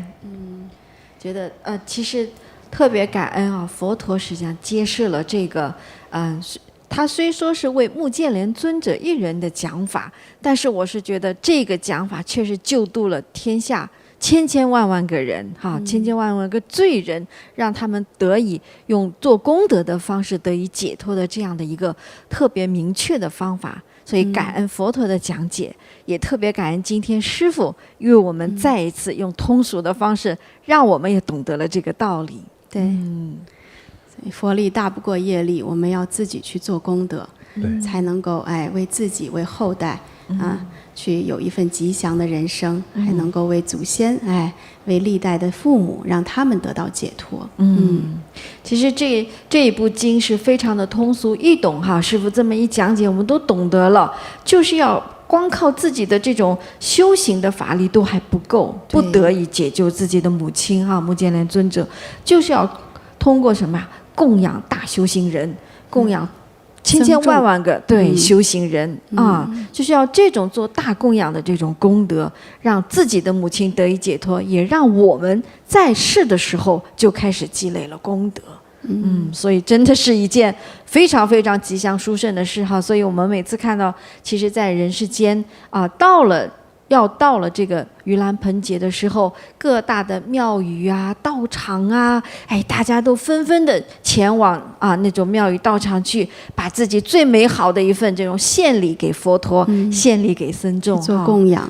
其实我是觉得，如果每一天大家都有这样的一种供养之心的话，那这个人是多吉祥啊，而不是光只是做一天哈。虽然在那一天你做的大功德已经是大吉祥、大殊胜了啊，但是这个做功德之心就不能挑日子啊。就像师父刚才讲的吉祥树，你别到了必须的时候，你都后悔莫及呀啊。所以平时要积累这个功德资粮，所以也是非常的感恩师父。也是到了我们今年2023年又踏入了7月啊，这一个月份那注定对很多有各种因缘的网友来说是不一般的一个月。刚才我们读了很多网友的故事，是他们亲身经历的故事。那有一些网友听了说，哎呦，我听了怎么有点怕怕的哈，那是你没有经历到，也可能是今年没有经历到。但是呢，我们也是想通过一个怎么样做功德的方式，让我们每一个人都要获得护佑啊！你可别说这什么时候轮到你啊，这种情况，对吧？对，就是在这个月呢，其实更容易明显一些哈。你像有很多人，我看比如说在我们的网上哈，在那个国际各种网站上就会写，包括给我来信的，你看有很多人到这个月份的时候就也不是身体敏感了，就是好像能听到感受到一些平常日期感受不到的比较神秘的那些现象。比如有时经常看那个身影啊，影子晃动啊，或者是梦境里见面啊，或者是屋子里出现奇特的声音哈，等等的，就是容易这样子。是，其实也是这个月从天道来说，也是让鬼魂得以解脱的一个月就是在这个时间，所以他们也都很努力呀，想让阳世上的人能够给他们一个机会做点功德，他们就能够解脱出来了呀。所以大家伙都着急呀。对呀，我们刚讲故事那老马等得多急迫呀，是不是？所以我们也是特别的感恩师父，在这个特殊的季节，也让我们菩提的学员们啊、弟子们也有这样做功德的机会，真的是万分的感恩师父。对，给大家开个方便之门吧。是，所以我们也要告知一下全体的网友，这个月真的会很有需要。那你自己的累世父母的亲人和冤亲债主都有可能来到你这里寻求帮助。那我们也是像刚才讲台湾事情一样，不要到人家找到你，你再做，我们主动的为我们的亲人去做功德，可能更主动积极哈。所以介绍一下，在我们菩提禅修学院的官网上，特别开通了盂兰盆节的这样的一个点灯的超荐祈福灯的项目哈。就是在这里的祈福灯里面呢，我们师父也是特别的慈悲哈。第一栏就是特别的一个结缘性质的灯，那么这个就是可以为阳上的人祈福积福，也可以为往世的人去做超荐啊。那只有非常非常优惠的价格，我相信每个人都供得起。那这样的话呢，也是希望你有缘和地藏王菩萨来结个缘，希望未来地藏王菩萨能够帮助得到你和家人啊。那么第二档是最有福气的。对，第二档的话呢，就是我们的吉祥的这个祈福，吉祥祈福是平安祈福灯哈，我们会为您一直安神保平安的祈福灯，一直会为你点上12天。那么更高一栏的呢，特别的圆满呢，是地藏菩萨消灾灭难祈福灯，这一盏灯会为你点上49天，是最圆满的一盏灯了。所以我们有这样的3栏，可以让我们的网友们根据自己的情况来选择。对，刚才那3种是为在世者祈福的3栏哈，那为往生者祈福呢，我们也是有3种哈，也是有地藏菩萨结缘灯，还有地藏菩萨接引极乐超荐灯12天和安住光明超荐灯49天。那也是非常非常的感恩师父慈悲。这一次我们来做超荐灯供灯的网友们，每一位供灯者都会赠送一位超荐牌位。对，是为往生者哈。如果你为往生者供灯的话呢，我们就会有这样的佛力超荐的这样超荐莲位。对，那么有不同的，也是根据三栏，是比方说有最基础的结缘吉祥灯超荐灯，还有接引极乐的超荐灯，还有安住光明的超荐灯，三栏不一样。那么它的莲位呢，大小和排列也略有不同。那么在今年的这个盂兰盆祭的时候呢，每一位为自己的祖先或者冤亲债主点灯的这些需要的呢，莲位上榜上有名的话，在盂兰盆节正日子也就是我们的7月15，农历7月15这一天，师父还会特别的慈悲加持，然后呢会为这些亡灵们做超荐的活动。我们会为大家来烧化这些超度这些这个超荐纸上登记的这些亡灵们。所以这个机会是非常非常吉祥殊胜的。那可能趁此机会，我们的就是累世的父母冤亲债主都得到机会解脱了。所以我们的菩提学员弟子们还有我们的网友们，如果有这样的需求，可以拜访我们的菩提禅修官网，去点击盂兰盆节超荐灯这样的一个特殊的功德项目。对，点灯要趁早哈，我们网友们赶紧上网去点好我们的牌位就设好了，就一直接受着师父的加持。那还有呢，就是想要提醒网友的，就是也是在我们菩提禅修学院网每年我们都有塑地藏王菩萨金身这样子的功德项目。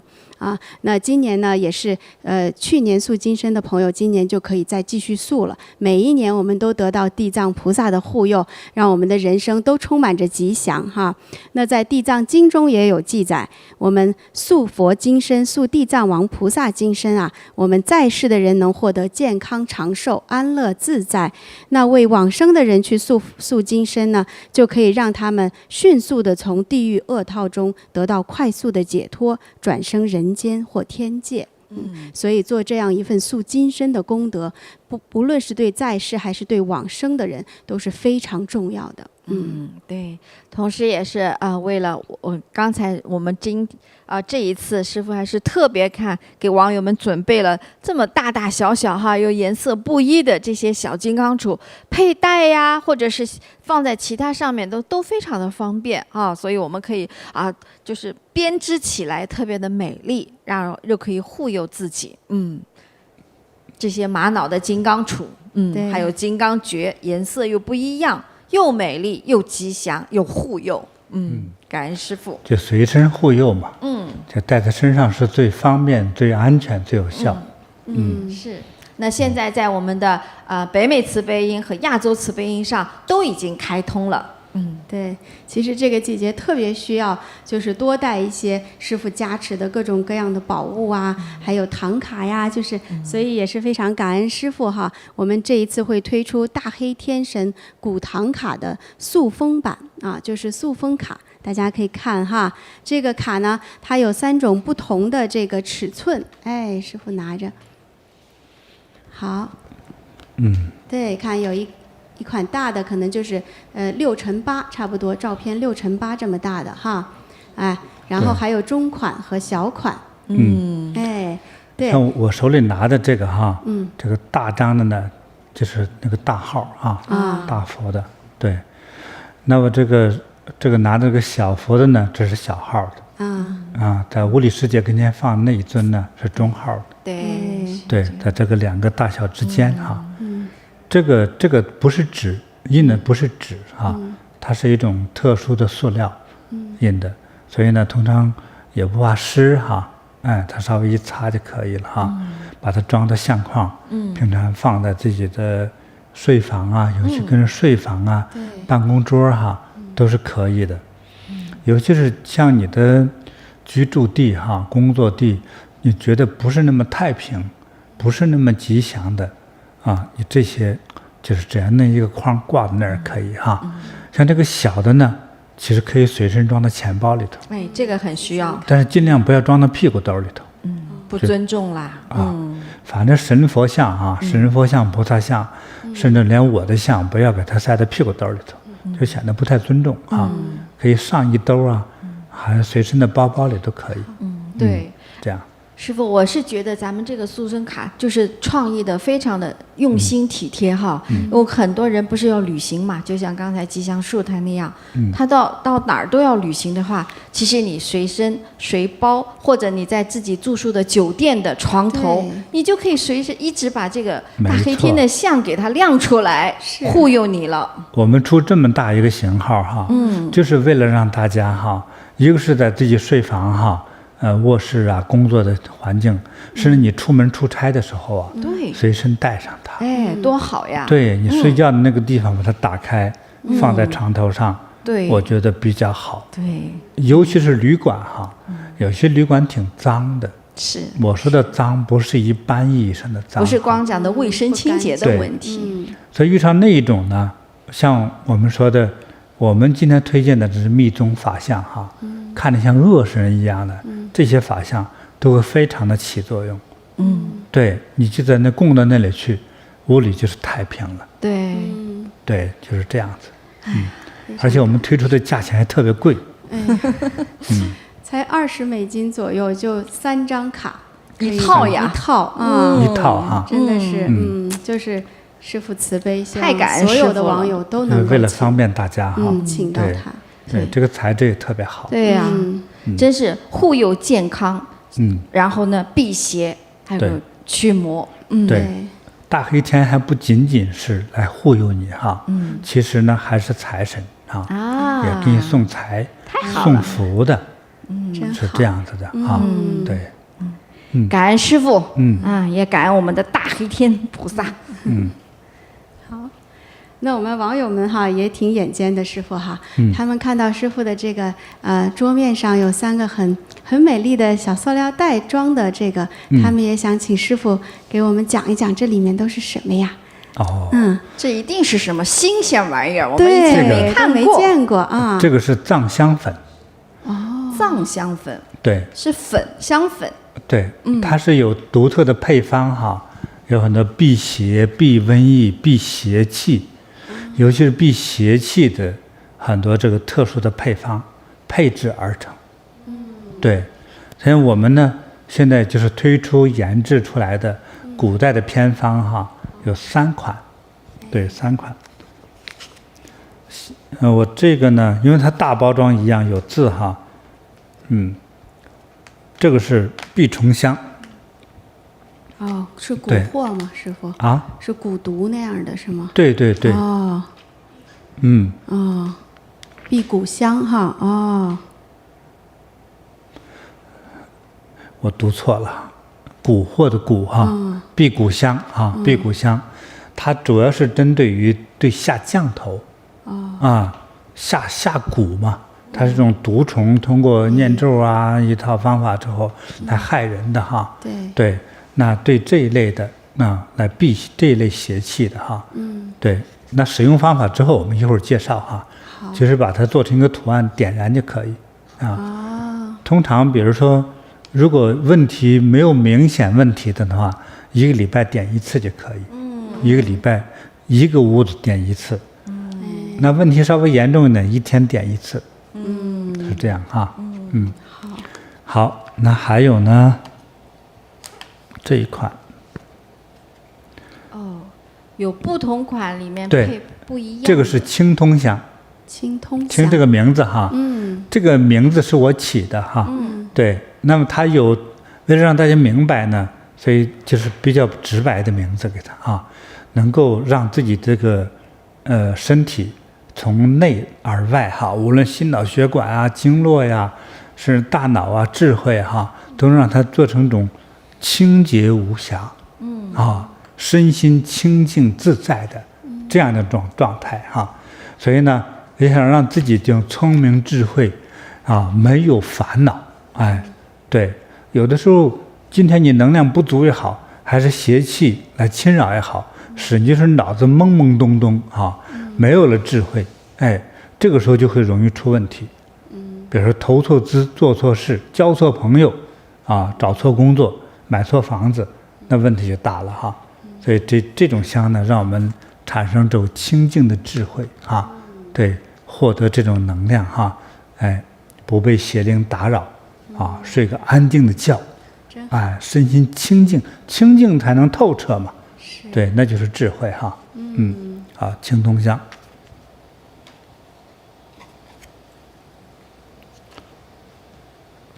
再接下来呢是安定香，啊，安定香，就是有很多人在，就是思考也好，入睡也好，他被这个邪气、邪灵打扰哈，根本吃不好、睡不好，尤其是一说晚上睡觉就来事儿了，啊，东想西想，烦恼重重，对，所以就因为被干扰啊，哎，烧这个香呢，就是可能促进我们的安定与睡眠，因为将邪气啊全给赶走了。避开了就好了啊，所以这些香呢，它笼统上来说，不管哪一种这个烧法呢，它都是避综合的邪气，对，让我们能够居家也好啊，工作场所也好啊，能够有是干净的、清洁的，没有那些病气、邪气、鬼气、晦气。真好。是，师父，我也感觉这三种香氛，我心里也想得一套请啊。看不同的场合、不同的时季、不同的季节，自己的需要啊，轮番着用呗。对，是家中常备的。对，真的是很感恩师父想的周到。那这个使用的方法的话，我们要不要大家有没有做这个准备哈？对，使用的方法看一下。好，大家好，今天来介绍2种香粉道具使用方式：香篆膜和塔香膜。香篆的使用方法，如果是第一次使用香炉，需要先加上香灰，请注意保留香炉里的黑色隔热垫，之后往上添加香粉。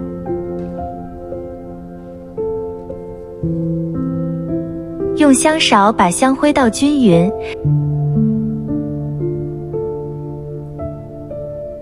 再用香压将香灰压实并平整。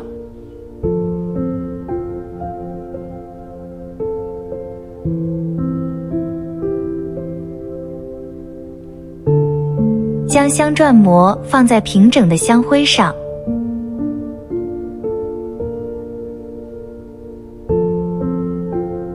用香勺将香粉填入香粉槽，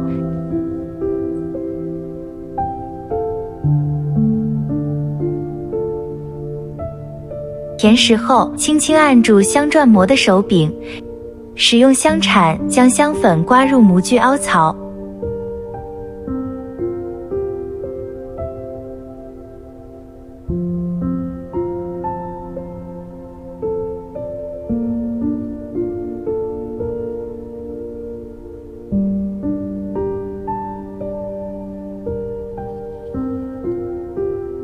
用香铲轻轻击打香粉槽的边缘，使香粉与香粉槽分离，垂直地提起香篆膜，这就打好香篆了。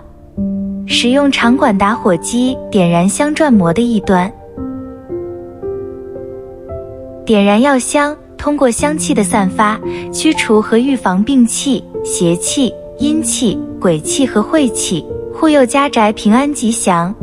凡是受到熏染的房屋、衣物还是用品等，诸邪不侵，鬼魂远离。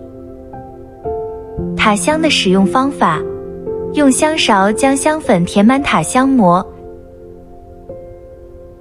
驱邪香粉系列中的药香，源自古老神秘的辟邪辟瘟疫配方，是辟邪除障、化煞镇宅、净化磁场、安神助眠的必备信物。填实后，将香塔底座盖住塔香膜，然后倒转尖顶向上，轻力扣打模具，慢慢提起塔香膜，点燃塔香顶部。点燃后不要立即靠近闻香，等待1分钟，过于靠近会闻到烟雾，影响对香气的感受。祝您阖家吉祥如意。哎呀，我觉得好享受啊！看这个焚香的过程哈，对，感觉像艺术的感觉一样的，对，禅意的。在古代哈，在古代的中国乃至印度哈，是我觉得是欧洲经过我的考察哈，他们都是用这个熏香的方法，就是他们过去这个所谓的神人哈，有神通的人、通灵的人，他会拿着很多草药混到一起，来避各种的邪气、瘟气等等的哈，来一个是不得病、不中邪啊。那么这个呢，就在于，你看像我们中国的汉地人呢，你想到春天的时候，容易弄一种草叫艾草。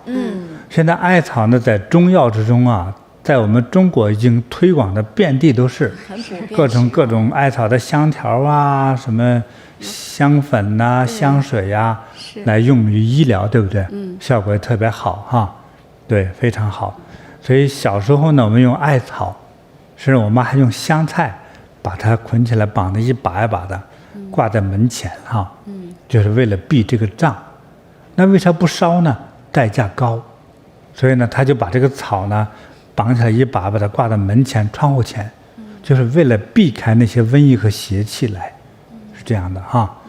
那现在呢，为了让更多人能够受益呢，你在青海、西藏、蒙古很多的寺院和村庄都是用每天都有进行熏香，但是笼统来叫微香，他就把这个他的一般用的这个方法没这么好，除非好一点的寺院里头才用得起我们烧的这个香粉。他们用的比较简单，3、5种，比如说柏树枝松树枝那个比较便宜一点的弄一下，也起一些杀虫的作用对。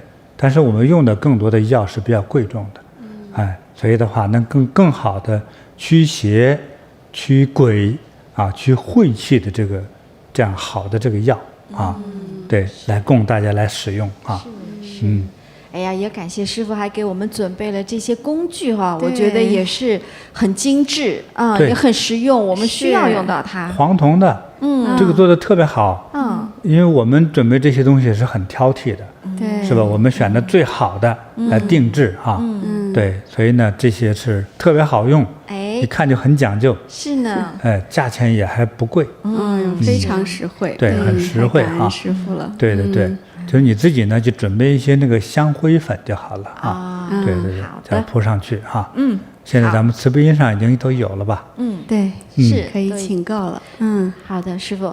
那么在这个7月这个特殊的一个月季里面这个月份里面，其实刚才是讲到了我们有这样的大黑天的塑封像但是如果我们的家宅还有一些需要是说可能需要有更大强大力量的这些佛像来加持我们、护佑我们的时候，甚至比方说我们的公司行号可能遇到了一些困难障碍的时候，也需要有这种大的能量加持，让我们突破障碍的话，能不能请师父也给我们介绍一下就是我看到在我们的亚洲慈悲音和北美慈悲音上都有特别精美的那种神佛像，也请师父给我们略作介绍，可以吗？好的，就是在我们汉地人因为不习惯一看的神佛像是一种愤怒的像有的说实话，有的看着像恶魔但其实呢，当我们懂了之后，你会特别喜欢它。我们先不说哪一尊其中里头包含第一个大家比较熟悉的，像莲花生大士。莲花生大士他长得不是慈眉善目的，瞪大眼珠子，一直怒目而视，对，皱着个眉头，威风凛凛。那一般我们不理解的时候说，这看那个，你说你是那么一个觉悟成佛的人，对不对？你瞪着大眼珠子瞪谁呢？瞪谁呢？瞪那些魔，瞪邪魔呢？比如说来害我们生命的鬼邪，对不对？对，他要把他吓跑。让你得病的这些邪气，他要把他吓跑。对，对不对？让你走歪路的邪气，把他赶跑。所以他一定要外向上带有着叫金刚怒目之相，但是是为了保护谁供养，他就保护谁。降妖除魔。对，你像里头还含着大威德金刚大黑天马头明王还有文殊菩萨愤怒像还有一些愤怒像的佛母类的对，像女性的这个护法神金刚亥母，金刚亥母就更厉害，比男神还厉害，非常的厉害哈。像这些神像，这些，都是我都加持过的哈。如果你的屋里头不清净什么的，就在你的屋里供上它，你别的不用做了，就清净下来了，他自己吓跑了。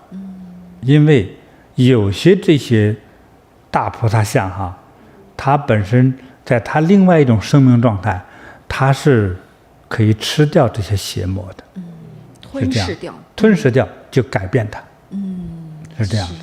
如果你要真往上进犯，就会吞噬掉你；如果不进犯吓跑了，算你还是个明白鬼啊，就让你吓跑算了，降服他了。对，所以你那个屋里不安宁的这一种神像，我们加持过的这样的神像哈，你供一尊够了。对，特别还有，比方说有些家里的家人，受到惊吓的，神志不清的，经常也是眼神无助的，需要你收精安魂的话，也是需要供这样的这种神佛像，是，才让你能够安心安神。对，像这个我都试验过很多次哈。但有些同修他遇到不同的那种家里的那个麻烦哈，有的是鬼，有的是鬼的侵犯哈。有的呢就是邪灵，鬼和邪灵不一样的对，也有的可能就是冤亲债主来弄，但是都是以一种我们人看不见的，但是让当事人自己很受苦的那样的神秘的病哈，而且闹到不行了，有的甚至孩子都要辍学，上不了学了。对，有些我就推荐说你请一尊这个，有些就几千块钱嘛，你请上去试试看。对，也请上去，他别的说没事了，孩子上学去了，他晚上踏踏实实睡觉了，是不被那些邪灵侵扰啊，是这就好了。对，真的是挺灵的。对，这些是我们正常医生没法解决的问题，所以有时候我们能解决的，还这些护法神灵能解决的，是我们人类解决不了。对，我说一个特别早的一件事情好，在我过去的书中也提到一位在青海的一位警察，高级的警察哈，他是局长级的哈，对吧？他那个第二任太太，因为第一任太太他死呢，他第一任太太我不认识，因为已经死了。他认识我的时候呢，他那个太太得那个病呢很奇怪，和他第一任太太一样，都是邪病。他第一任太太怎么死的呢？就全身疼痛，痛死的。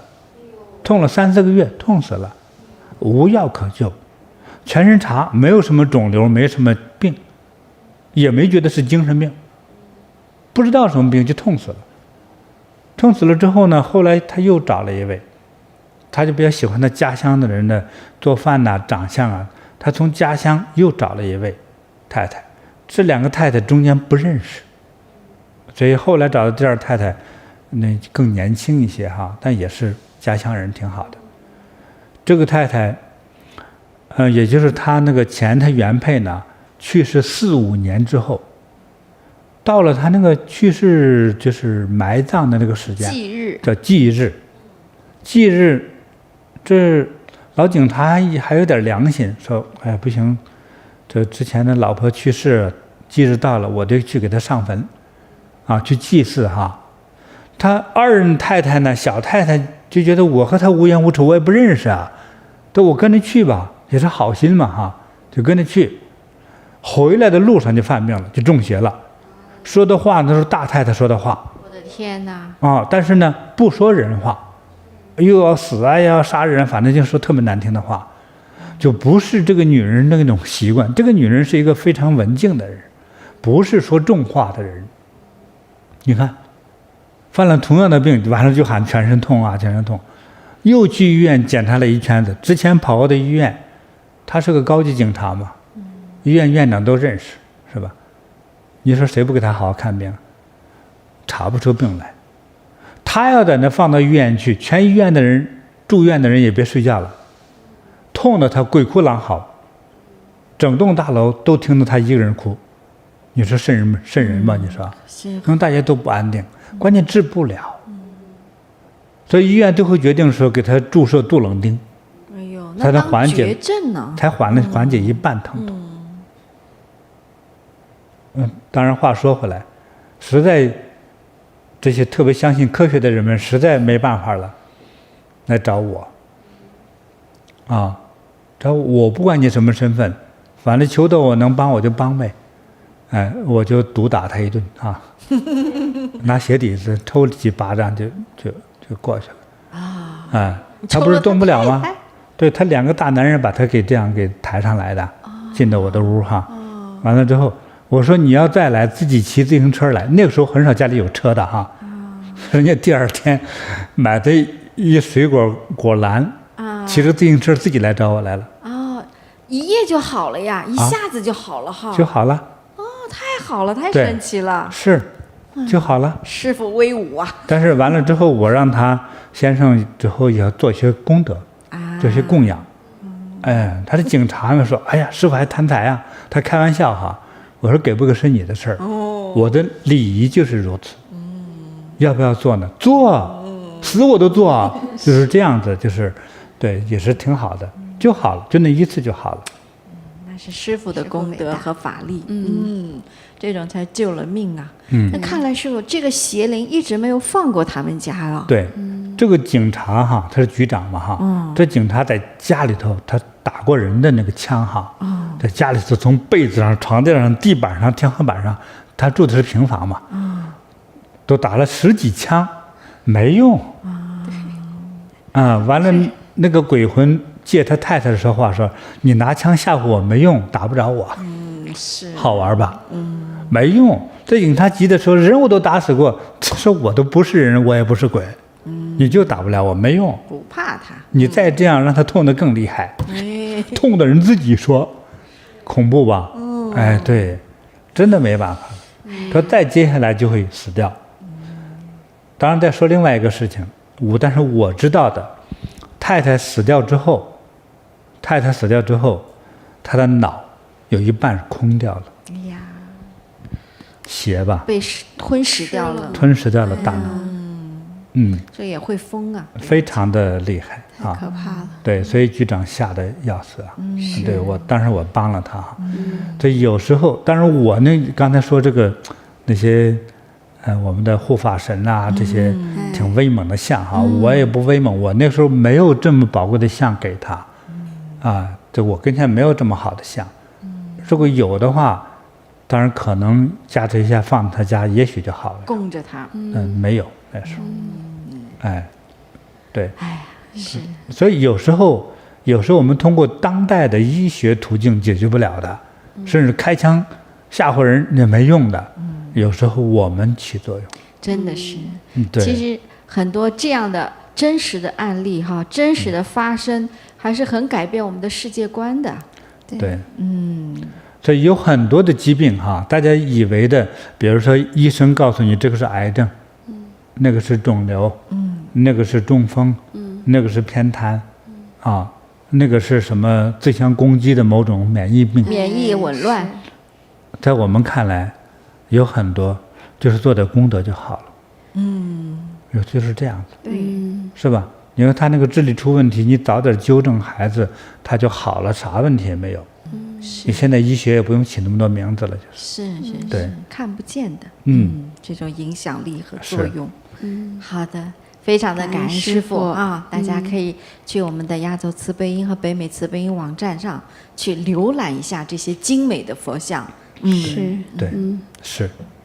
好，那师父刚才给我们介绍了很多这个辟邪的宝物那刚才也讲到了这个《地藏菩萨本愿经》的这本经书还有我们宗师讲经这本非常精美的这一本书也是会在一些禅堂限量的这样子的销售所以大家呢有缘分的网友一定要抓紧时间去在亚洲呢，新加坡禅堂哈，马来西亚菩提禅堂会有，北美温哥华、纽约、波士顿、洛杉矶禅堂会有这2部经书的限量销售那个网友们一定要珍惜这样的机会哈，把这么珍贵的书籍请到家中镇宅聚福，为我们带来无限的智慧和平安。那师父的这本书的讲解实在是太宝贵了啊！其实每一天我们都翻一翻、学一学，把地藏菩萨的这个精神真正的融入到我们的人生当中，一定会为我们带来吉祥、富贵、平安的一生。你供着这部经书哈，就是它就会放出万丈金光哈，会护佑着你那个家宅或者是事业、你的工厂公司哈。是。那你要诵读的话呢，就金光再增上10倍。是，这非常好哈。我觉得特别可贵的就是我们能够学到这部经里的这种精神。师父讲解的是非常清晰、很透彻的我们学到了这种精神，自己得到了这种智慧自己知道该怎么做，还能够把这样的智慧传给我们的下一代，让我们家里人都知道什么是该做的，什么是不该做的，活一个明白的人生。我觉得这是最难能可贵的了。对，这部经讲得非常的细致哈，所以大家呢一看就懂哈。但是它的加持力哈，它的无限的这个能量呢，太宝贵了。所以我是想呢，家家都至少需要1本哈，至少。太宝贵了哈，传家宝。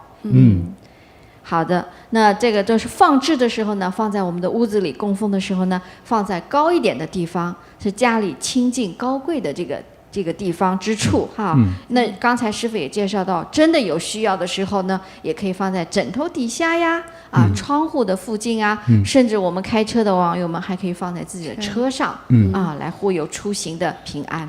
对。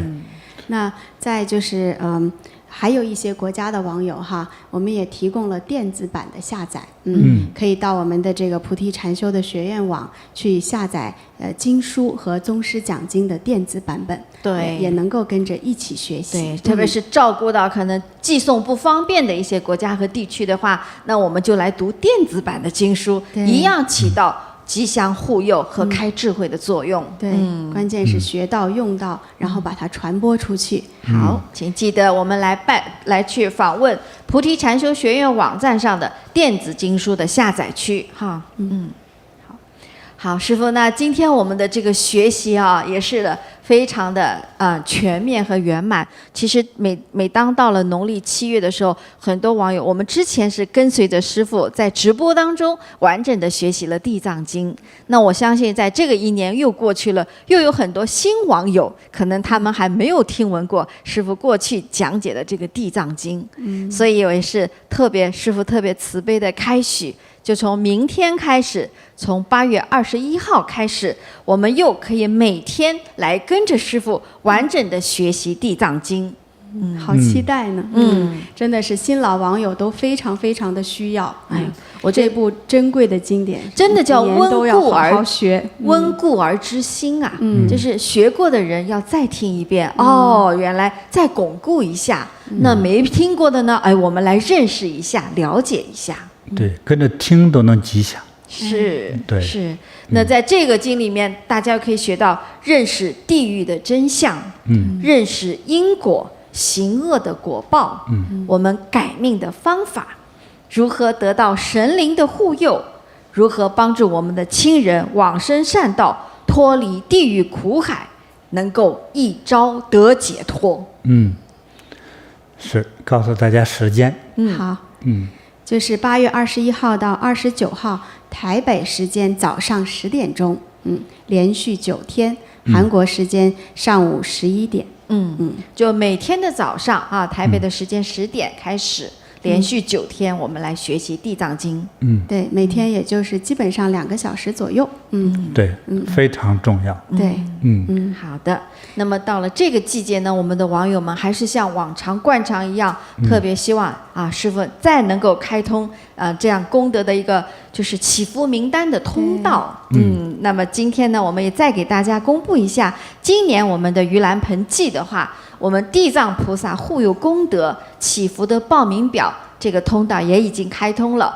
网友们可以先照下来哈，然后我们去点击这个二维码，或者按照这个示例的这个下面的这个叫什么网址，网址来到网络上来，把我们大家填写祈福的愿望来写上来，希望超荐的也可以写上来。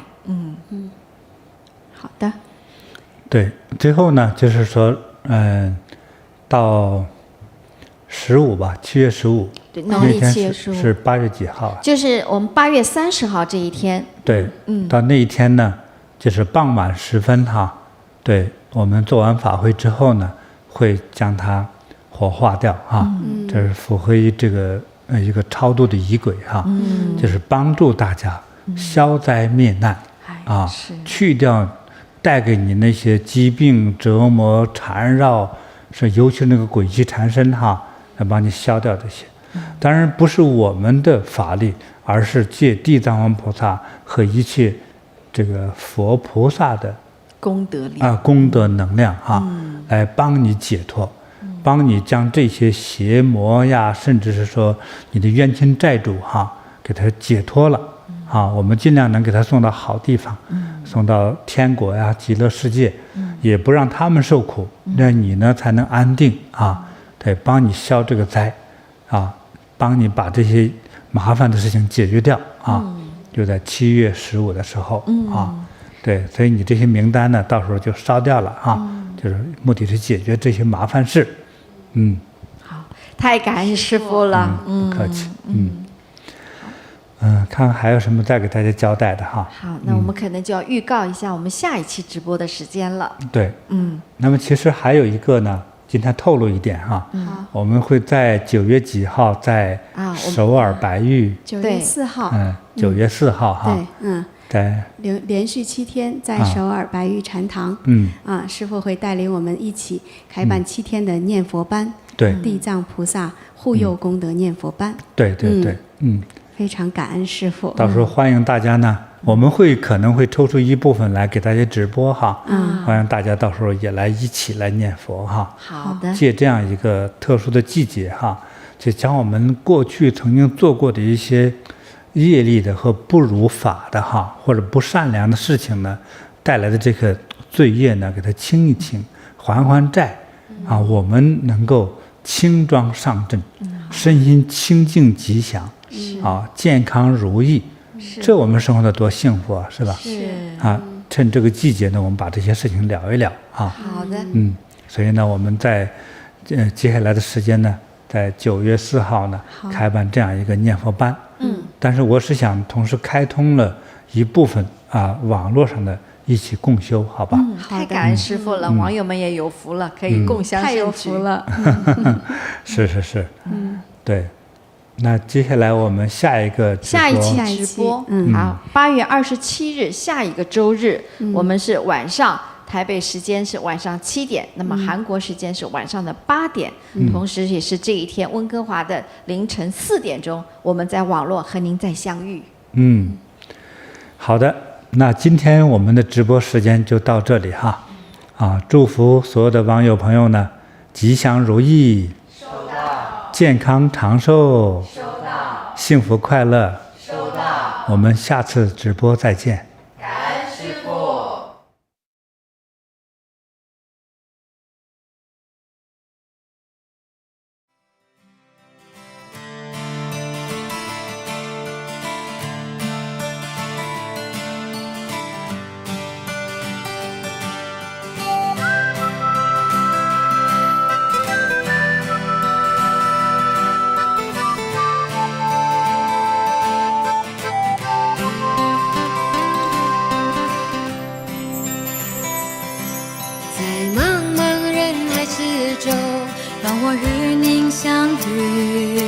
小小的红点里，人生就此欢喜。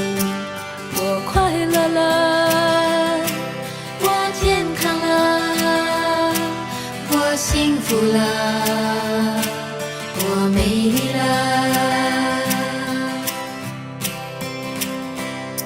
在茫茫人海之中，让我与你相遇。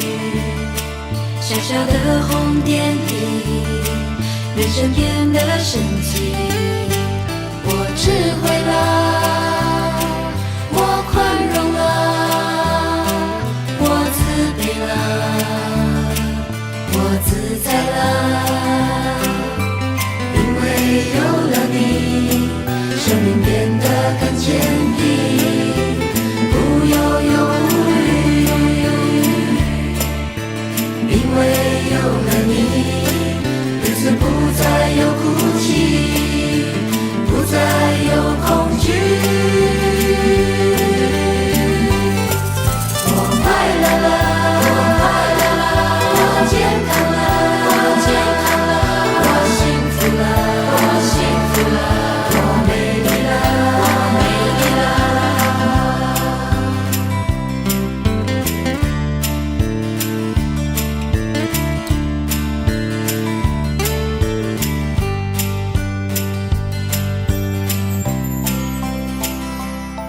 在茫茫人海之中，让我与你相遇。小小的红点里，人生就此欢喜。我快乐了，我健康了，我幸福了，我美丽了。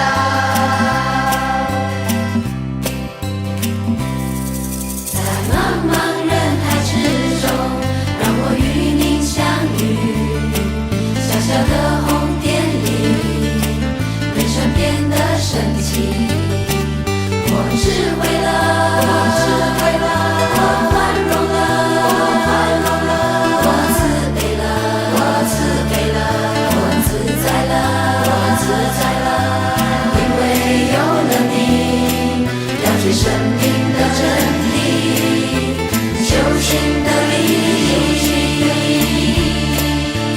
因为有了你，日子犹如彩虹般美丽。我快乐了，我健康了，我幸福了，我美丽了。我快乐了，我美丽了，我幸福了，我美丽了。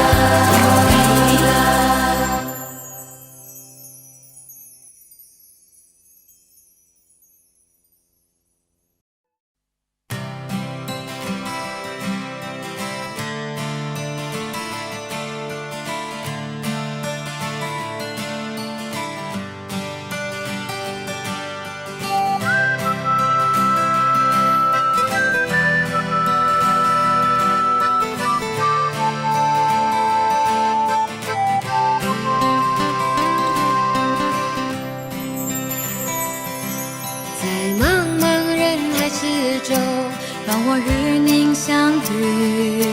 小小的红点里，人生就此欢喜。我快乐了，我健康了，我幸福了，我美丽了。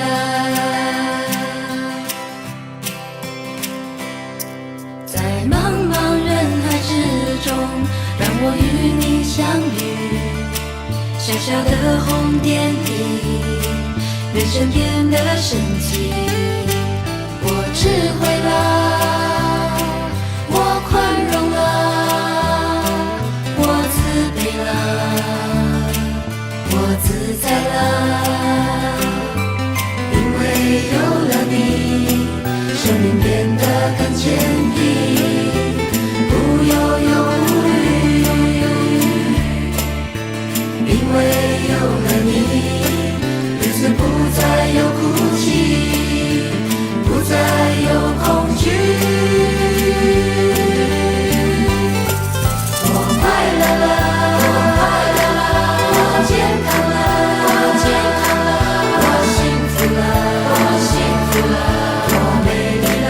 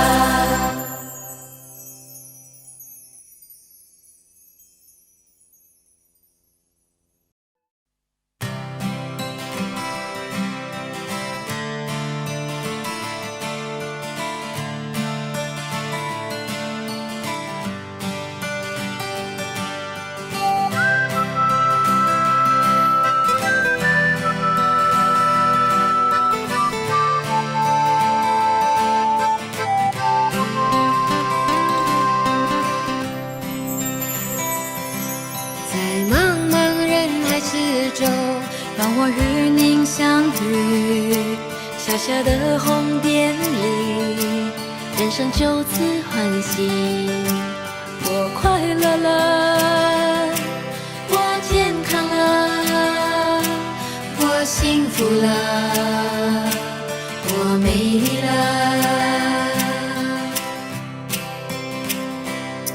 在茫茫人海之中，让我与你相遇。小小的红点里，人生变得神奇。我智慧了，